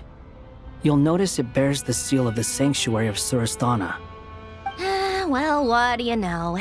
So it does. All right then. My mistake. It's fine. I expected as much. What? So as I mentioned in my letter, the Academia's got its eyes on Dottore. But this matter remains top secret. Apart from those assisting in the investigation, the fewer people who know, the better. If anyone asks, I'm here in Nocturne to pursue my personal academic interests. Gotta say, Varka, you did pretty well to keep all this under wraps for so long. Sounds like you got in touch with the Academia about this way back. You flatter me. Where do I even start? Remember that time we fought Rerir at Star Sand Shoal? He sure let me have it then, didn't he? I'll bet Dottore had that all sketched out, with me as his convenient little pawn. He could not care less about us if he tried, but hey! The feeling's mutual. Does Dottore really strike you as the sort who values his relationships with his colleagues? Fair point. Definitely not. Which is why I always keep my guard up whenever he starts making suspicious moves. To that extent, our motivations align. On top of which, I consider you trustworthy people. Now, back on topic. In the wake of the Reihir of Solnari episode, Sandrone and I grew suspicious about Dottore's complete inaction during the entire affair. So we tried to find out what he'd been up to, but unfortunately to no avail. He never lets anyone in on his plans. The more he cares about something, the more secretive he gets. Indeed. Perhaps he believes that by keeping a low profile, he can avoid trouble. But that trick isn't going to work on his colleagues. Yeah, I mean, he's been researching the ancient moon's remnants. And he's been trying to get his paws on the moon marrows. Only an idiot would believe he doesn't have something more planned. With this in mind, I returned to Snezhnaya and relayed my thoughts to Her Majesty the Tsaritsa, entreating her to have him recalled. That's pretty direct. Did the Tsaritsa agree? Yes. I made it abundantly clear that the Fatui's business in Nocturne is almost concluded, and we do not need 3 harbingers in this territory. Her Majesty concurred. Accordingly, Dottore has returned at her orders. I imagine he is continuing with experiments, which no one besides he would ever have any interest in. Common sense might mean nothing to him, but he's not stupid. He knows that no good can come from opposing the Tsaritsa. Smarts alone won't get him all the way.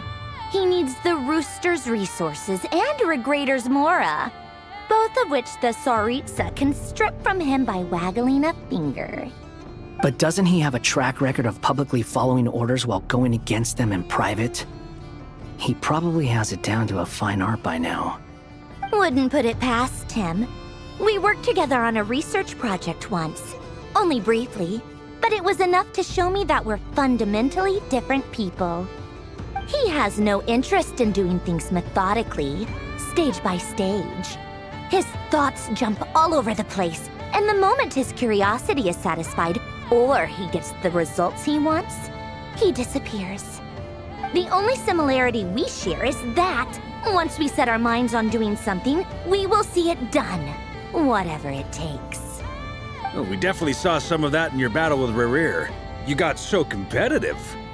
Ugh, do not remind me. Then I believe we all concur. Dottore will not simply give up. Fantastic. Now this is turning into a whole day of unpleasant memories. Ugh. Are you talking about the moon marrow stuff? He also strikes me as the kind of person to disregard experimental regulations, ruin all the equipment, and go way over budget. Then leave the first person he can find to deal with the fallout. Exactly.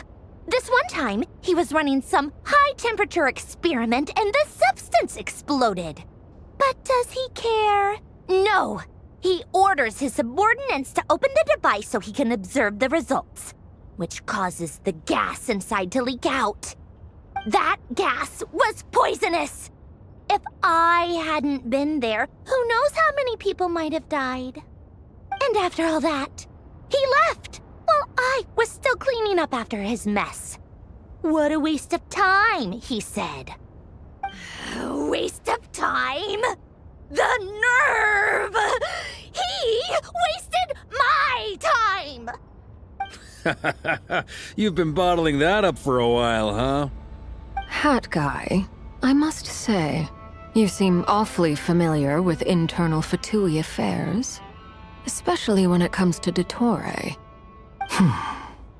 Thank you, Lady Harbingers, for providing such valuable information.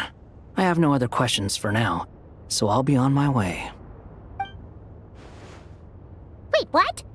You're just gonna leave? You're welcome to join if you want. Ugh. Just when Paimon thought he'd finally mellowed out.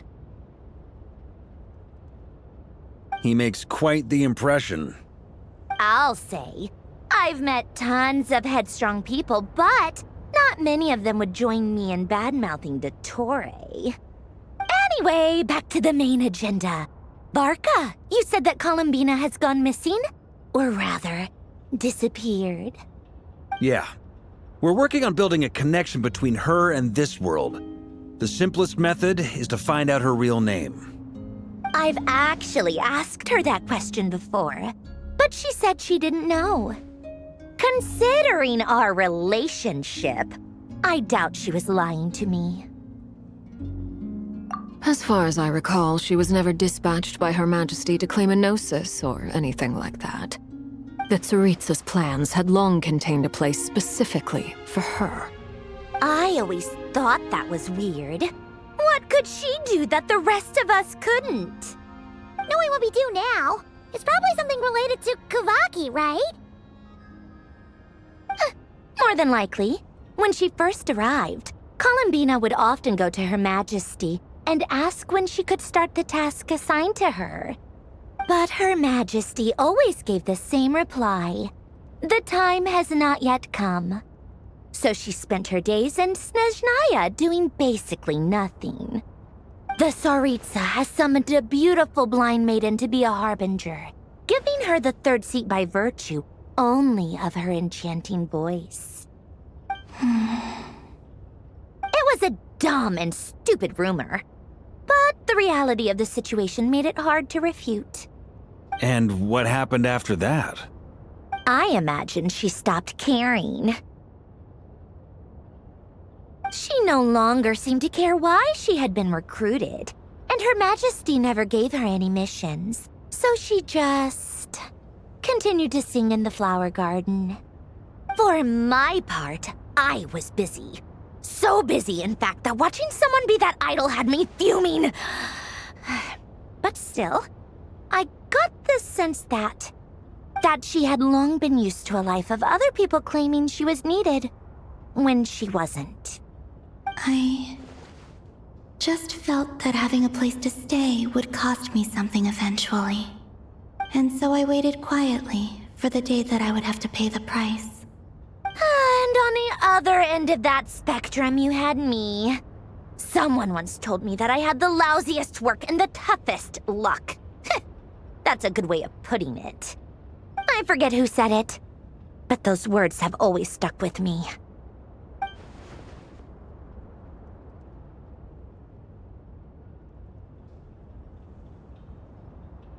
But you've done your job exceptionally well all this time. Because at heart, you are a conscientious person. What is it? Something come to mind?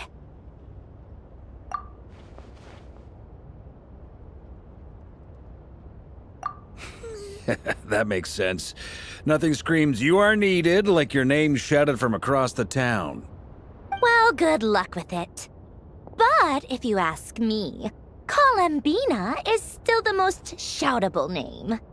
I'm just so used to it now, after all the arguments we've had. I can't be bothered trying to remember another name for her. Nor I. Sandrone. Harlequino.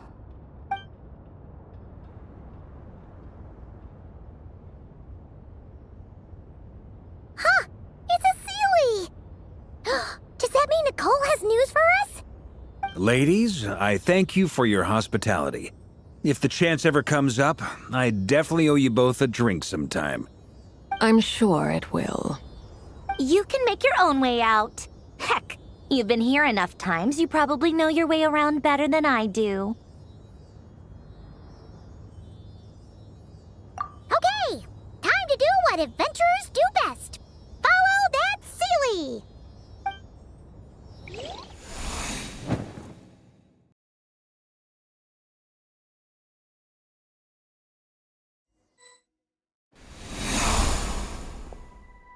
Here you are.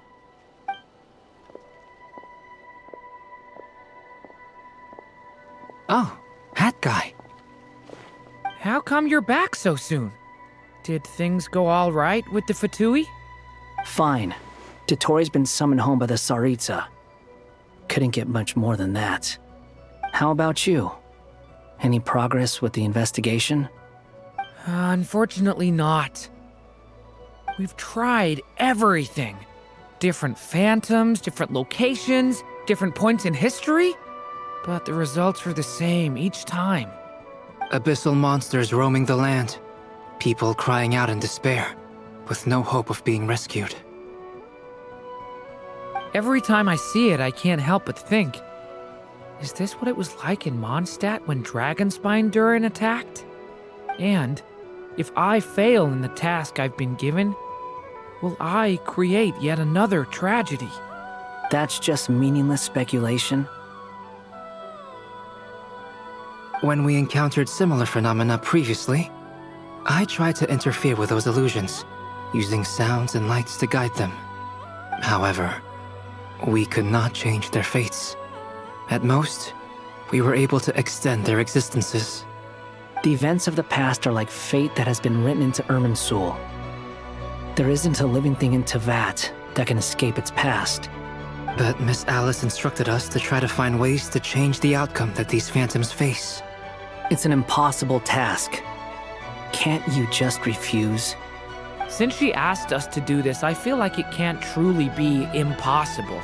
Or if it is, well, mages can make the impossible possible. I could not have been born as Durin otherwise. But you also said that your past 39 attempts were fruitless. That's true. But you're still going. Yes. After this many futile attempts, surely you realize that you're not doing this because you still believe what some mage told you. It's because you want her hypothesis to come true. It's something you wish for deep inside. So, think for yourself about what you want to do. As long as you don't believe it's futile, it isn't. Yeah. Previous experience indicates that we cannot touch the phantoms, which limits the effectiveness of our interventions.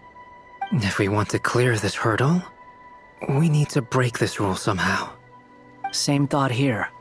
Following the same rules means repeating the same failures. Reducing ourselves to mere playthings of fate. So you mean we need to figure out a way to make contact with them despite knowing that we can't? Yes, and I suspect that's something only you are capable of. Everything in Tevat is logged in Irminsul, but the withering that once occurred in Sumeru was a sign that the Great World Tree was being corrupted. This corruption allowed things that should not have existed in Tevat to appear. This is tantamount to rewriting reality to an extent. You're saying abyssal power might be able to affect those phantoms? No one's ever tried it before. If you're gonna try it, it'll take courage. And you have to be confident that you can control it. Is anyone there? Has anyone seen my daughter? She's missing. I have to find her. I hear someone inside. Spargana? Are you in there?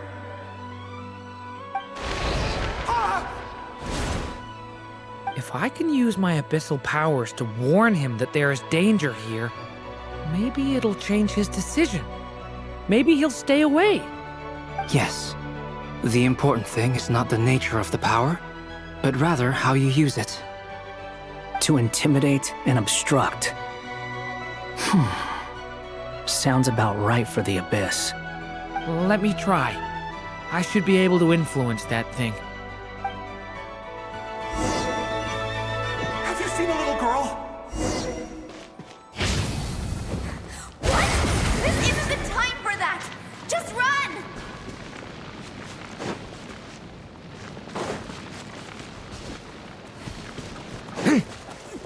I hear someone inside. Spargana? Are you in there?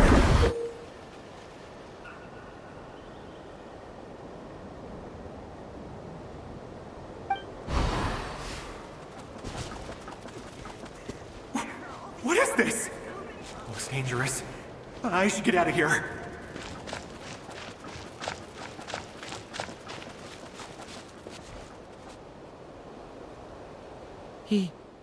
He really left. Ha! We did it! Don't celebrate too soon. Follow him. See what he does next.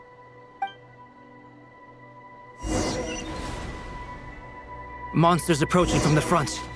You need to stop them and create an opportunity for him to hide.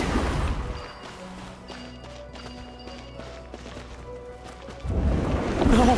There's a monster ahead!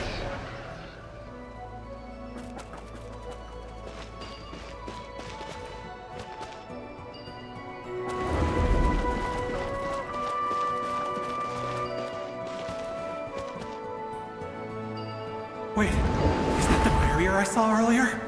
Why is it appearing now? It's as if someone's controlling it.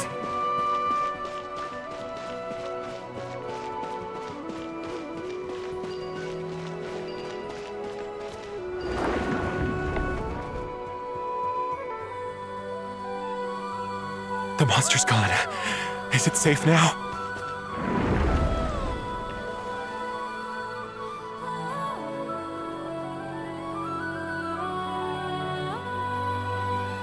Barrier's gone too. How odd. Anyway, I guess I'll keep going. Quickly, let's keep up.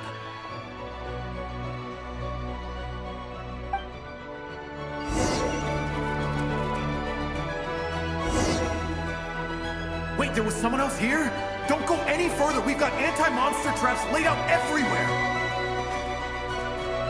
But my daughter must just be up ahead. I have to go. This way's blocked.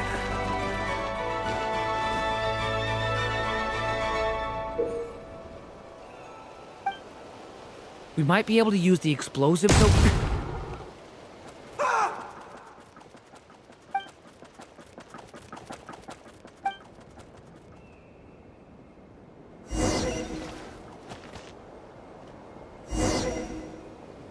Wait, there was someone else here? Don't go any further. We've got anti-monster traps laid out everywhere. But my daughter must just be up ahead. I have to go. This way's blocked.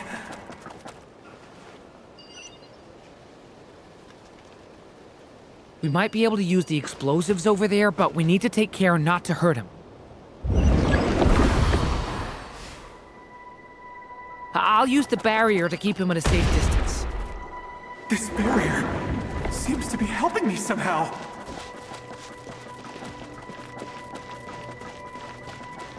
Hey, wake up! Oh, no good. Gotta keep moving ahead.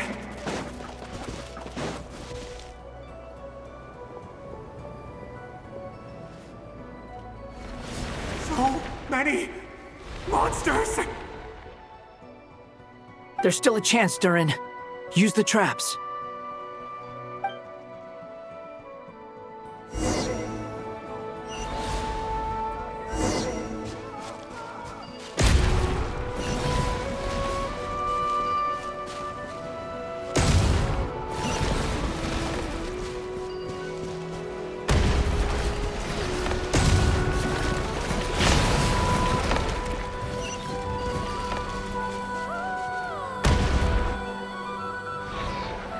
Help me!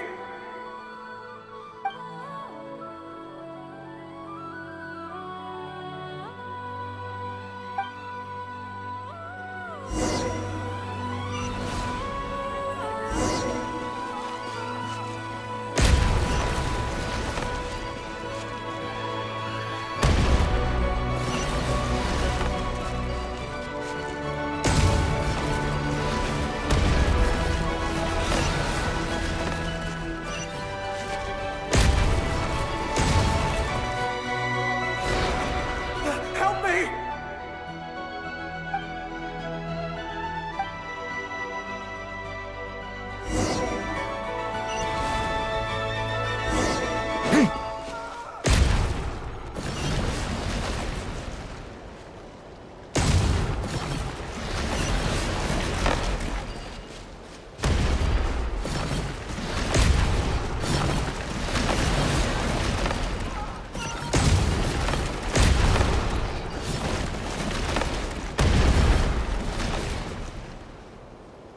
This is a new development. I've never seen this happen before.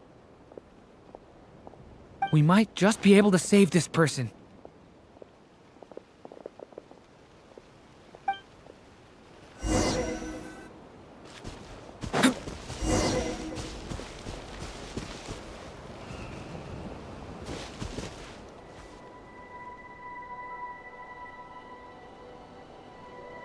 Hello there. Have you seen my daughter? Spargana's her name. She's carrying a large backpack. Get out while you still can, you fool. You won't find any survivors here. But I can't just leave her here. She must be so scared right now. Sorry. Wish I could help, but I haven't seen her. You'll just have to keep looking. Okay, thank you. If I do find her, I'll get her to shelter and come back for you. Don't bother. I've got nowhere left to go.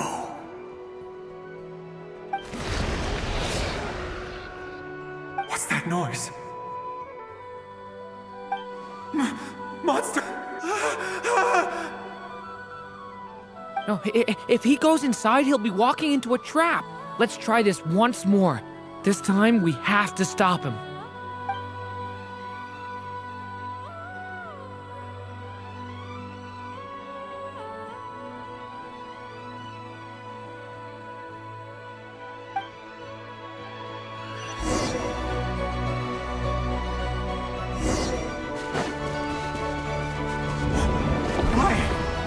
How will I know where Spargana's gone like this?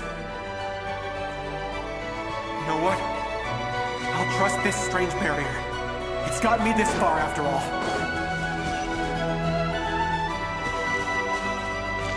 What? Hey! Let us... Spargana, are you there?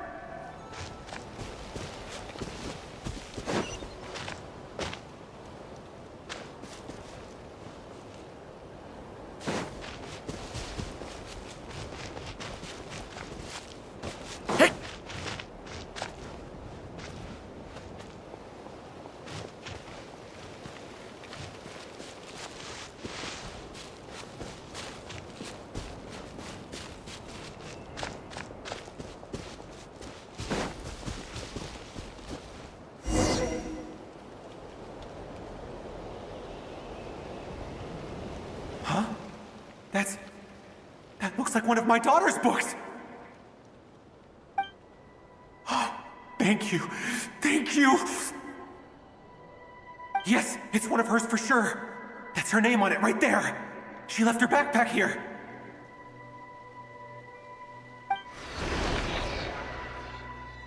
Durin, just like last time.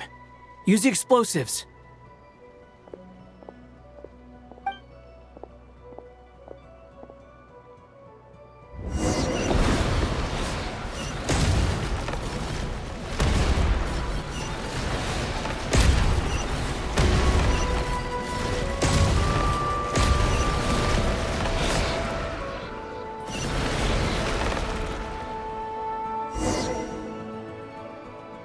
It won't work.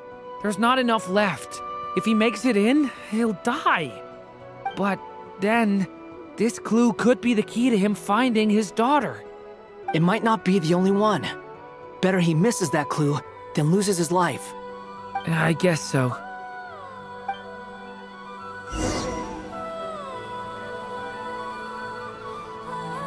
Stop him, Durin. We can't let him get any further in.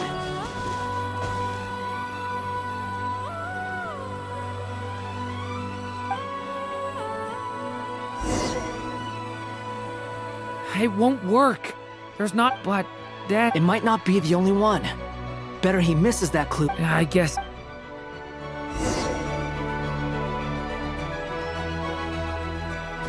Stop him, Durin. We can't let him get any further in.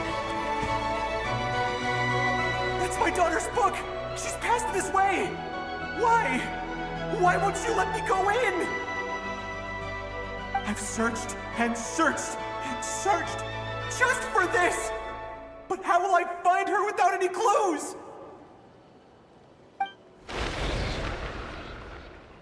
I no longer have anywhere else to go.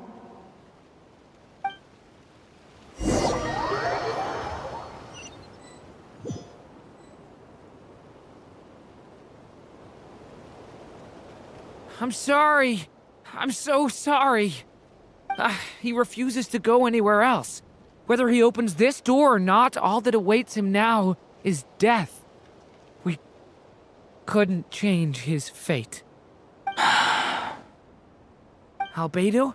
Hat Guy? Let's try one more time. I don't know how we're gonna do this, but I don't want to give up either.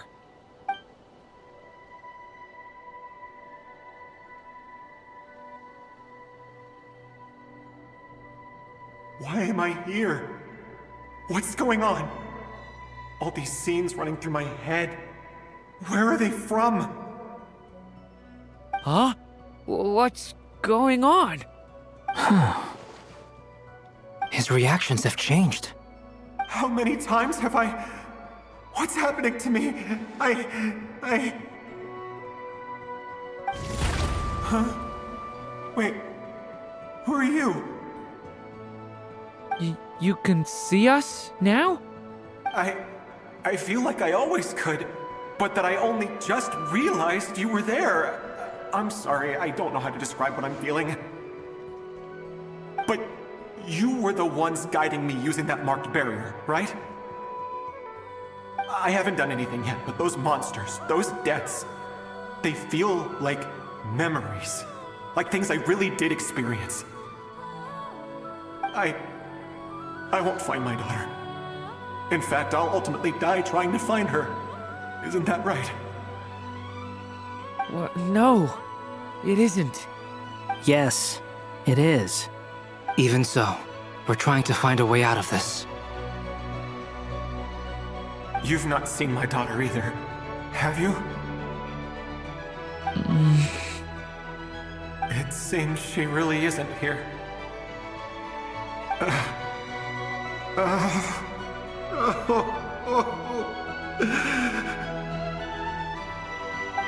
I'm sorry we couldn't help you.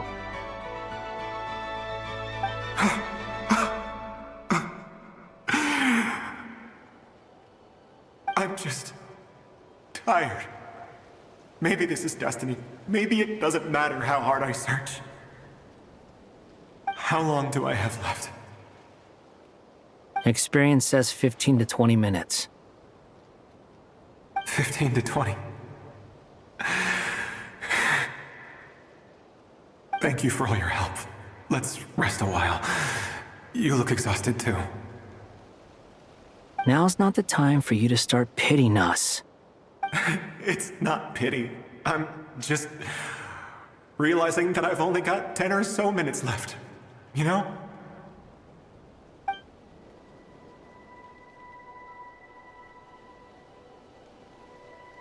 You say you're from Mondstadt, yes? A place with windmills, where people enjoy limitless freedom? And you're from Sumeru, where they've built an academy into a giant tree? Yes. It seems you've never heard of either place. Those names are unknown to me, I'm afraid, yes. Have you heard of Hyperborea? I have, but I heard that it was destroyed in the distant past. I see. That was where my ancestors once lived. What about Delphi Pytho? Was it later rebuilt? I've never heard that name. Then what about Sal Vindaknir? I have seen that name on stone tablets on Dragonspine. But I'm afraid the only things left of that place are its ruins. I see. Sure enough, there was no way to turn this around, huh? I'm sorry. I was the one who asked to chat, but it seems like we're too many ages apart. There's barely any common ground to start from. It's all right. We did hear something new, at least. From how you speak of your lives, things must be going all right for you, I guess. They are. Mondstadt is a place of freedom and happiness. There's a lot of good people in the church and the Knights of Favonius, and even outsiders find that it's an easy place to feel at home. We have festivals a few times a year. Everyone gets together to drink, sing, and be merry. Sumeru is a lot more uptight. Not really the kind of place where you can relax. It's a nation fraught with problems wherever you look. But if all you want in life is to seek knowledge, I guess it's pretty much paradise. That's wonderful. In other words, after this all-devouring black tide passed, humanity did not merely avoid extinction, but rose to build prosperous civilizations anew. I mean, I can see you all right now. That must mean the future isn't a total mess, right? That's true. Well, time's almost up. Let's part ways, I think. Might be best if you don't waste too much time on me. The chances are slim, I know, but I'd like to spend these last few minutes looking for Spargana. If things work out, I'd love to tell her about what I've heard. May we meet again. Well, or not, most probably. In that case, may your wishes come true.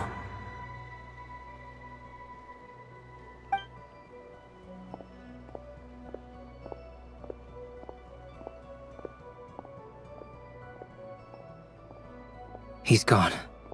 In a few minutes, he will meet the end that was his to begin with. The ending of this tale did not change, but I believe that we've just made the most progress we have yet. May your wishes come true. If only it were so simple. Hat Guy, could I ask you a question? You've never talked about your past. It seems complicated, and It weighs heavily on you, too. Would you be willing to tell me about it? I mean, sometimes it's better to get things out in the open. Take that guy we try to help, for instance. At least he said goodbye with a smile, right? I know about Albedo's past. Our experiences are very similar, and he created me. As for you, you're my first friend, and you've witnessed every step I've taken.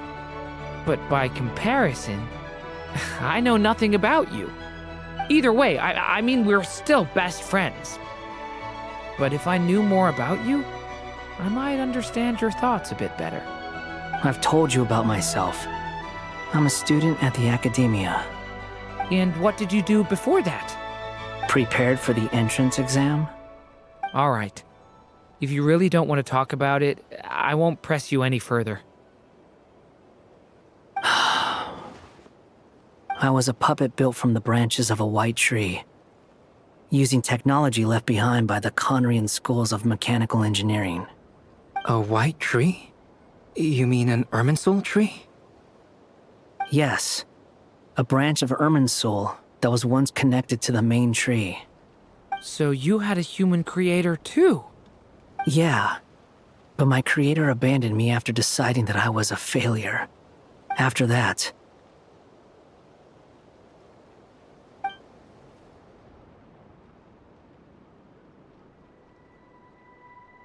Durin.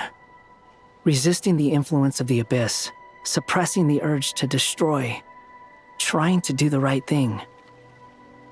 None of these things are easy. But no matter how hard they are, trying to rewrite past wrongs is far harder. You asked me if you would create a new tragedy if you failed. I told you there was no point speculating about that. But the real answer is, yes. You absolutely will. That guy. But at least you've got people here to help steer you away from the wrong path. So, just keep aiming towards the light. I will. I promise. All right, break time's over. Hello? Durin speaking. Hello, friends, it's me. What have you been up to, I'm detecting some unmistakable fluctuations here at the border. The amplitude isn't particularly high, but they're completely different signals from the ones before, and the scale is comparable to those I've detected previously. Alice, we were unable to save that person. However, he appears to have retained a portion of the memories gained through that cycle, and was able to hold a conversation with us. I see. Well, that is rather odd indeed. It definitely merits further attention. Could I trouble you to keep trying the same approach? I need to gather some more data. Counting on you. I should probably have Nicole come and check this out as well.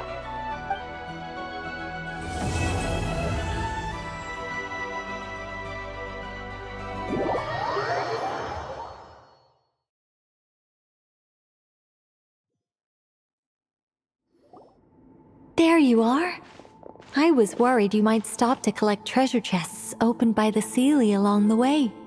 It would have taken you so much longer to get here.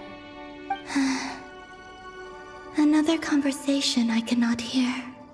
I am delighted to see that you understand what takes priority, and that your adventurer's instinct has not swayed your resolve.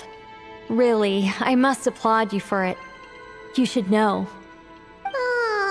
Paimon's head. Okay, I'll try and keep it short. My senses are telling me that this is where we shall find the entrance to the ruins. Oh, cool! Well, what are we waiting for? Let's open it up and see! Patience. This was a sanctuary of great importance to the Hyperboreans. A special process is required to open the gate. Oh! Like the place that housed the Eternal Moon's Marrow?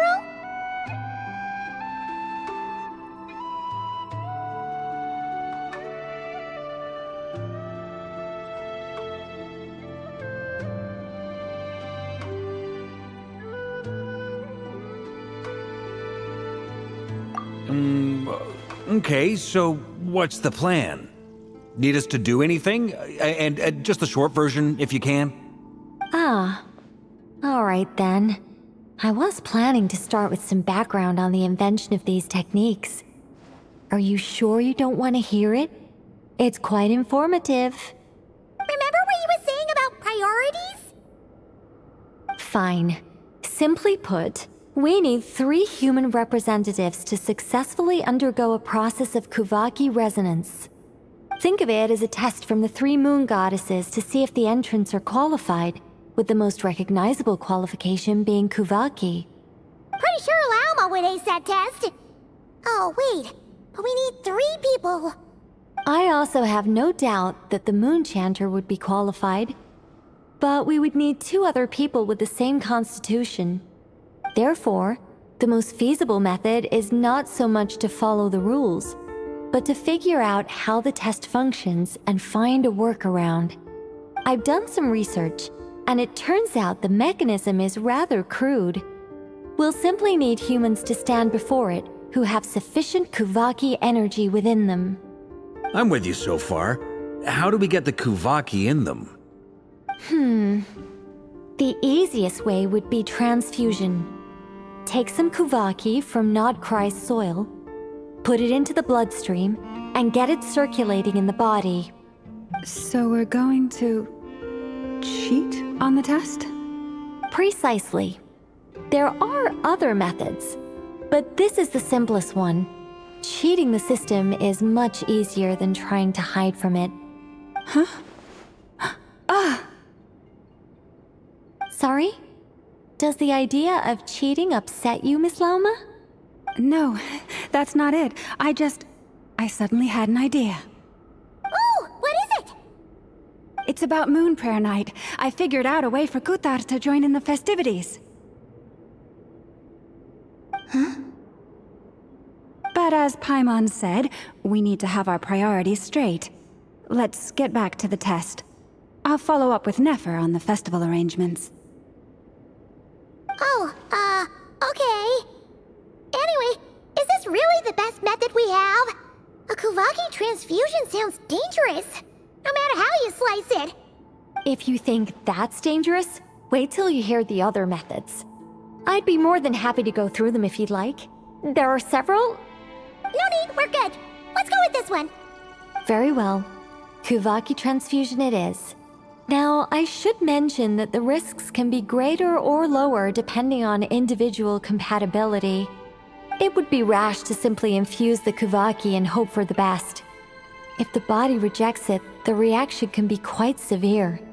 The symptoms are similar to another condition that some people living here suffer from, known as congenital Kuvaki sensitivity. So, before we execute our plan, I will perform a simple test of my own to see who is compatible and who is not. Once that is done, we will have to complete the resonance process as rapidly as possible. The participants must remain stationary while the Kuvaki circulates and bonds with them, and they mustn't eat or drink anything. What? No eating or drinking? That's some hardcore fasting. They'll all be monks by the time they're through. 3 days. Oh, that's so long! And we still need to find 2 more people who are not just compatible, but also willing to volunteer. Fasting? What are they talking about? Really? Don't you want to think this through? Haha, count me in too. 3 days without food? I can handle that. Miss Nicole has made it clear that this is the easiest way. The way I see it, there's nothing else to discuss. It's time to step up. Yeah, you're right. In that case, Paimon volunteers to be captain of logistics. She'll keep the fires lit and grab some spare clothes to keep you comfortable. Then we'll start with you first, Traveler. Please step forward.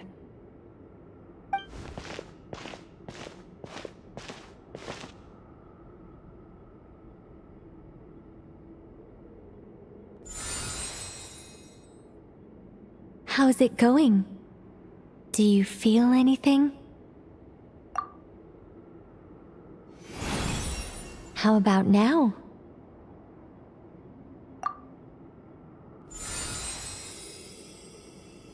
And now?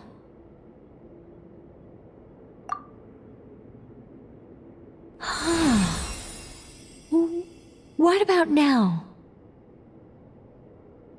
You guys, it's not a competition, you know. All right, I'm officially impressed. Even as a descender, you can withstand far more than I imagined. It's like I summoned a giant stone titan to arm wrestle you, and your arm hasn't even moved an inch.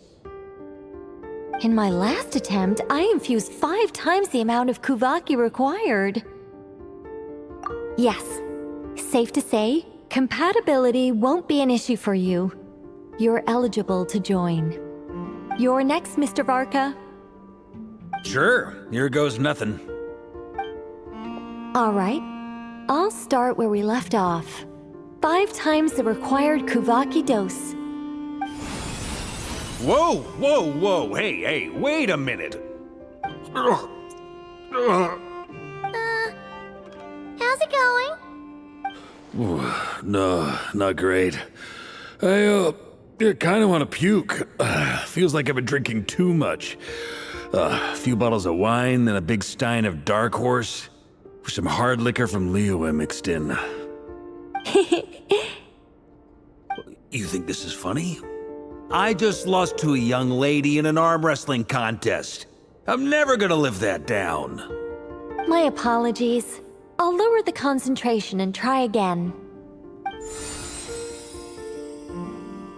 Oh. How's it going now? I'm not as dizzy as last time, but I can still feel it pulsing around.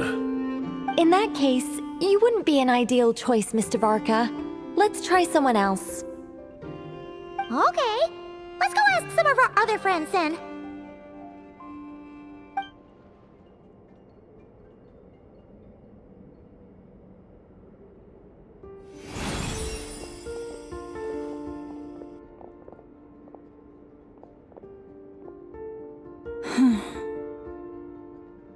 No surprises here, Miss Moonchanter. You're perfectly compatible. You may join.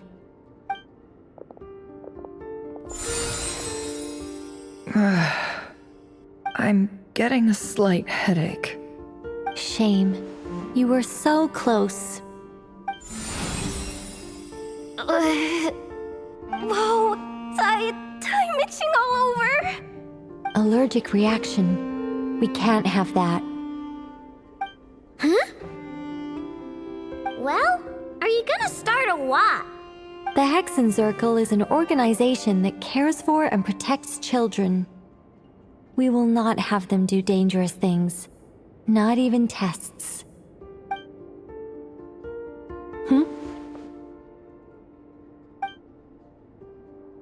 Is something the matter? The candidates have to be human. I guess that rules me out too. Huh. Everyone except the Moonchanter got beaten. Guess I don't need to feel so bad after all. I mean, looks like this isn't gonna be as easy as we thought. Perhaps I could ask for volunteers among the Frost Moon Scions. I'll see about talking to some trusted Lightkeeper colleagues. Itlua springs to mind. In fact, I think we had some former Frost Moon Scions join our ranks recently. Can you give me the scientific explanation for how the test works? I can probably make some kind of test bot. Then we can just zip through Nashitown, going up to people and pressing a button to check their status. Wouldn't that be way easier? No. Wow! No elaboration for once.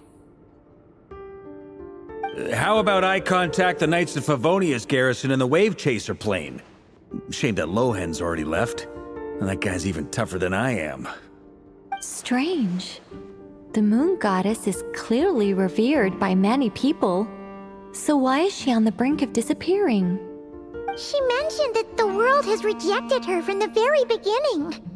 And when we fought the Rehir of Salnari, it seemed like she exhausted her power for our sake. Also, Paimon's not sure revered is the right word for how people feel about her. Gratitude, certainly. For my part, anyway. It's basic reciprocity. She helped us, so she deserves our help in return. Yeah, even though she looked like she didn't care, she still saved a ton of people, including me. A review of the relevant data leads me to conclude that Miss Columbina is a good person. Yep, you bet! They really think so? I'm super surprised that Columbina isn't her actual name, though. I think it really suits her. It's light and graceful and... yeah, just a really pretty name. I know, right? Unfortunately, that's not our decision to make. Columbina. That was the code name the Fatui gave me. But it also came up in the song I heard when I was born. But... is that really all there is to it? What do I truly think of my own name? Is there anyone left who will still call me by that name?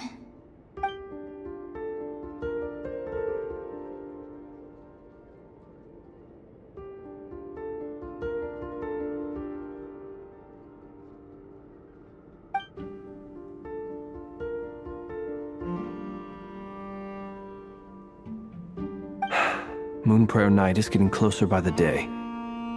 We're running out of time. We need to look for other candidates. Then allow me to try. Huh? What are you doing here? You contacted your friends via the Adventurers Guild. Sandrone has been keeping an eye out for something like that, so she informed me. Since I have the ability to accommodate a moon marrow, I should prove to be a suitable candidate. Arlecchino. When can we begin? I see. We can begin right away.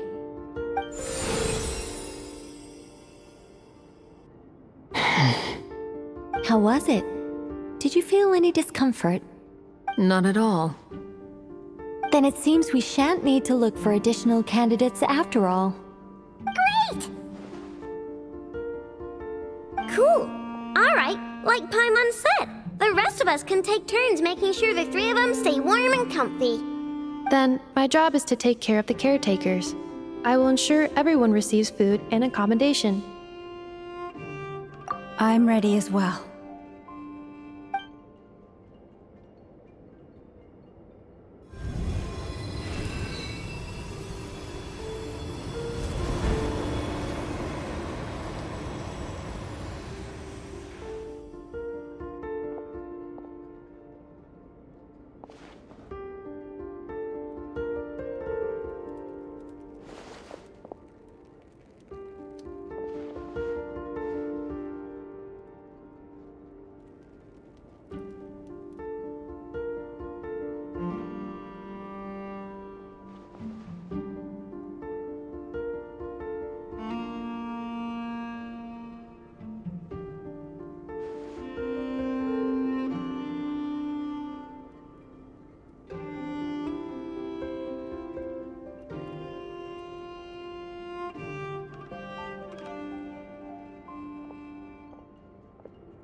The work is done.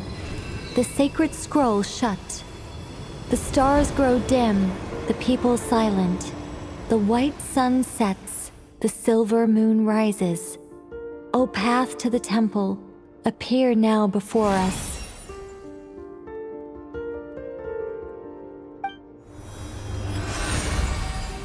Wow! It really opened! So that's what all this is about. They've been trying to open this gate. With a calm mind, this proved not too arduous. Come, let us enter. It might be best to eat something first. Take care to chew properly and swallow slowly. It will give your body time to readjust to the digestion process. They will head in soon. They will need to enter this gate.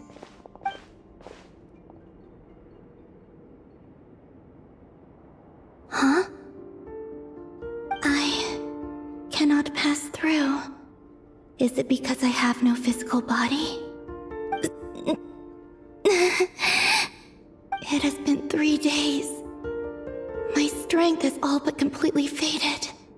Can I really hold on until Moon Prayer Night?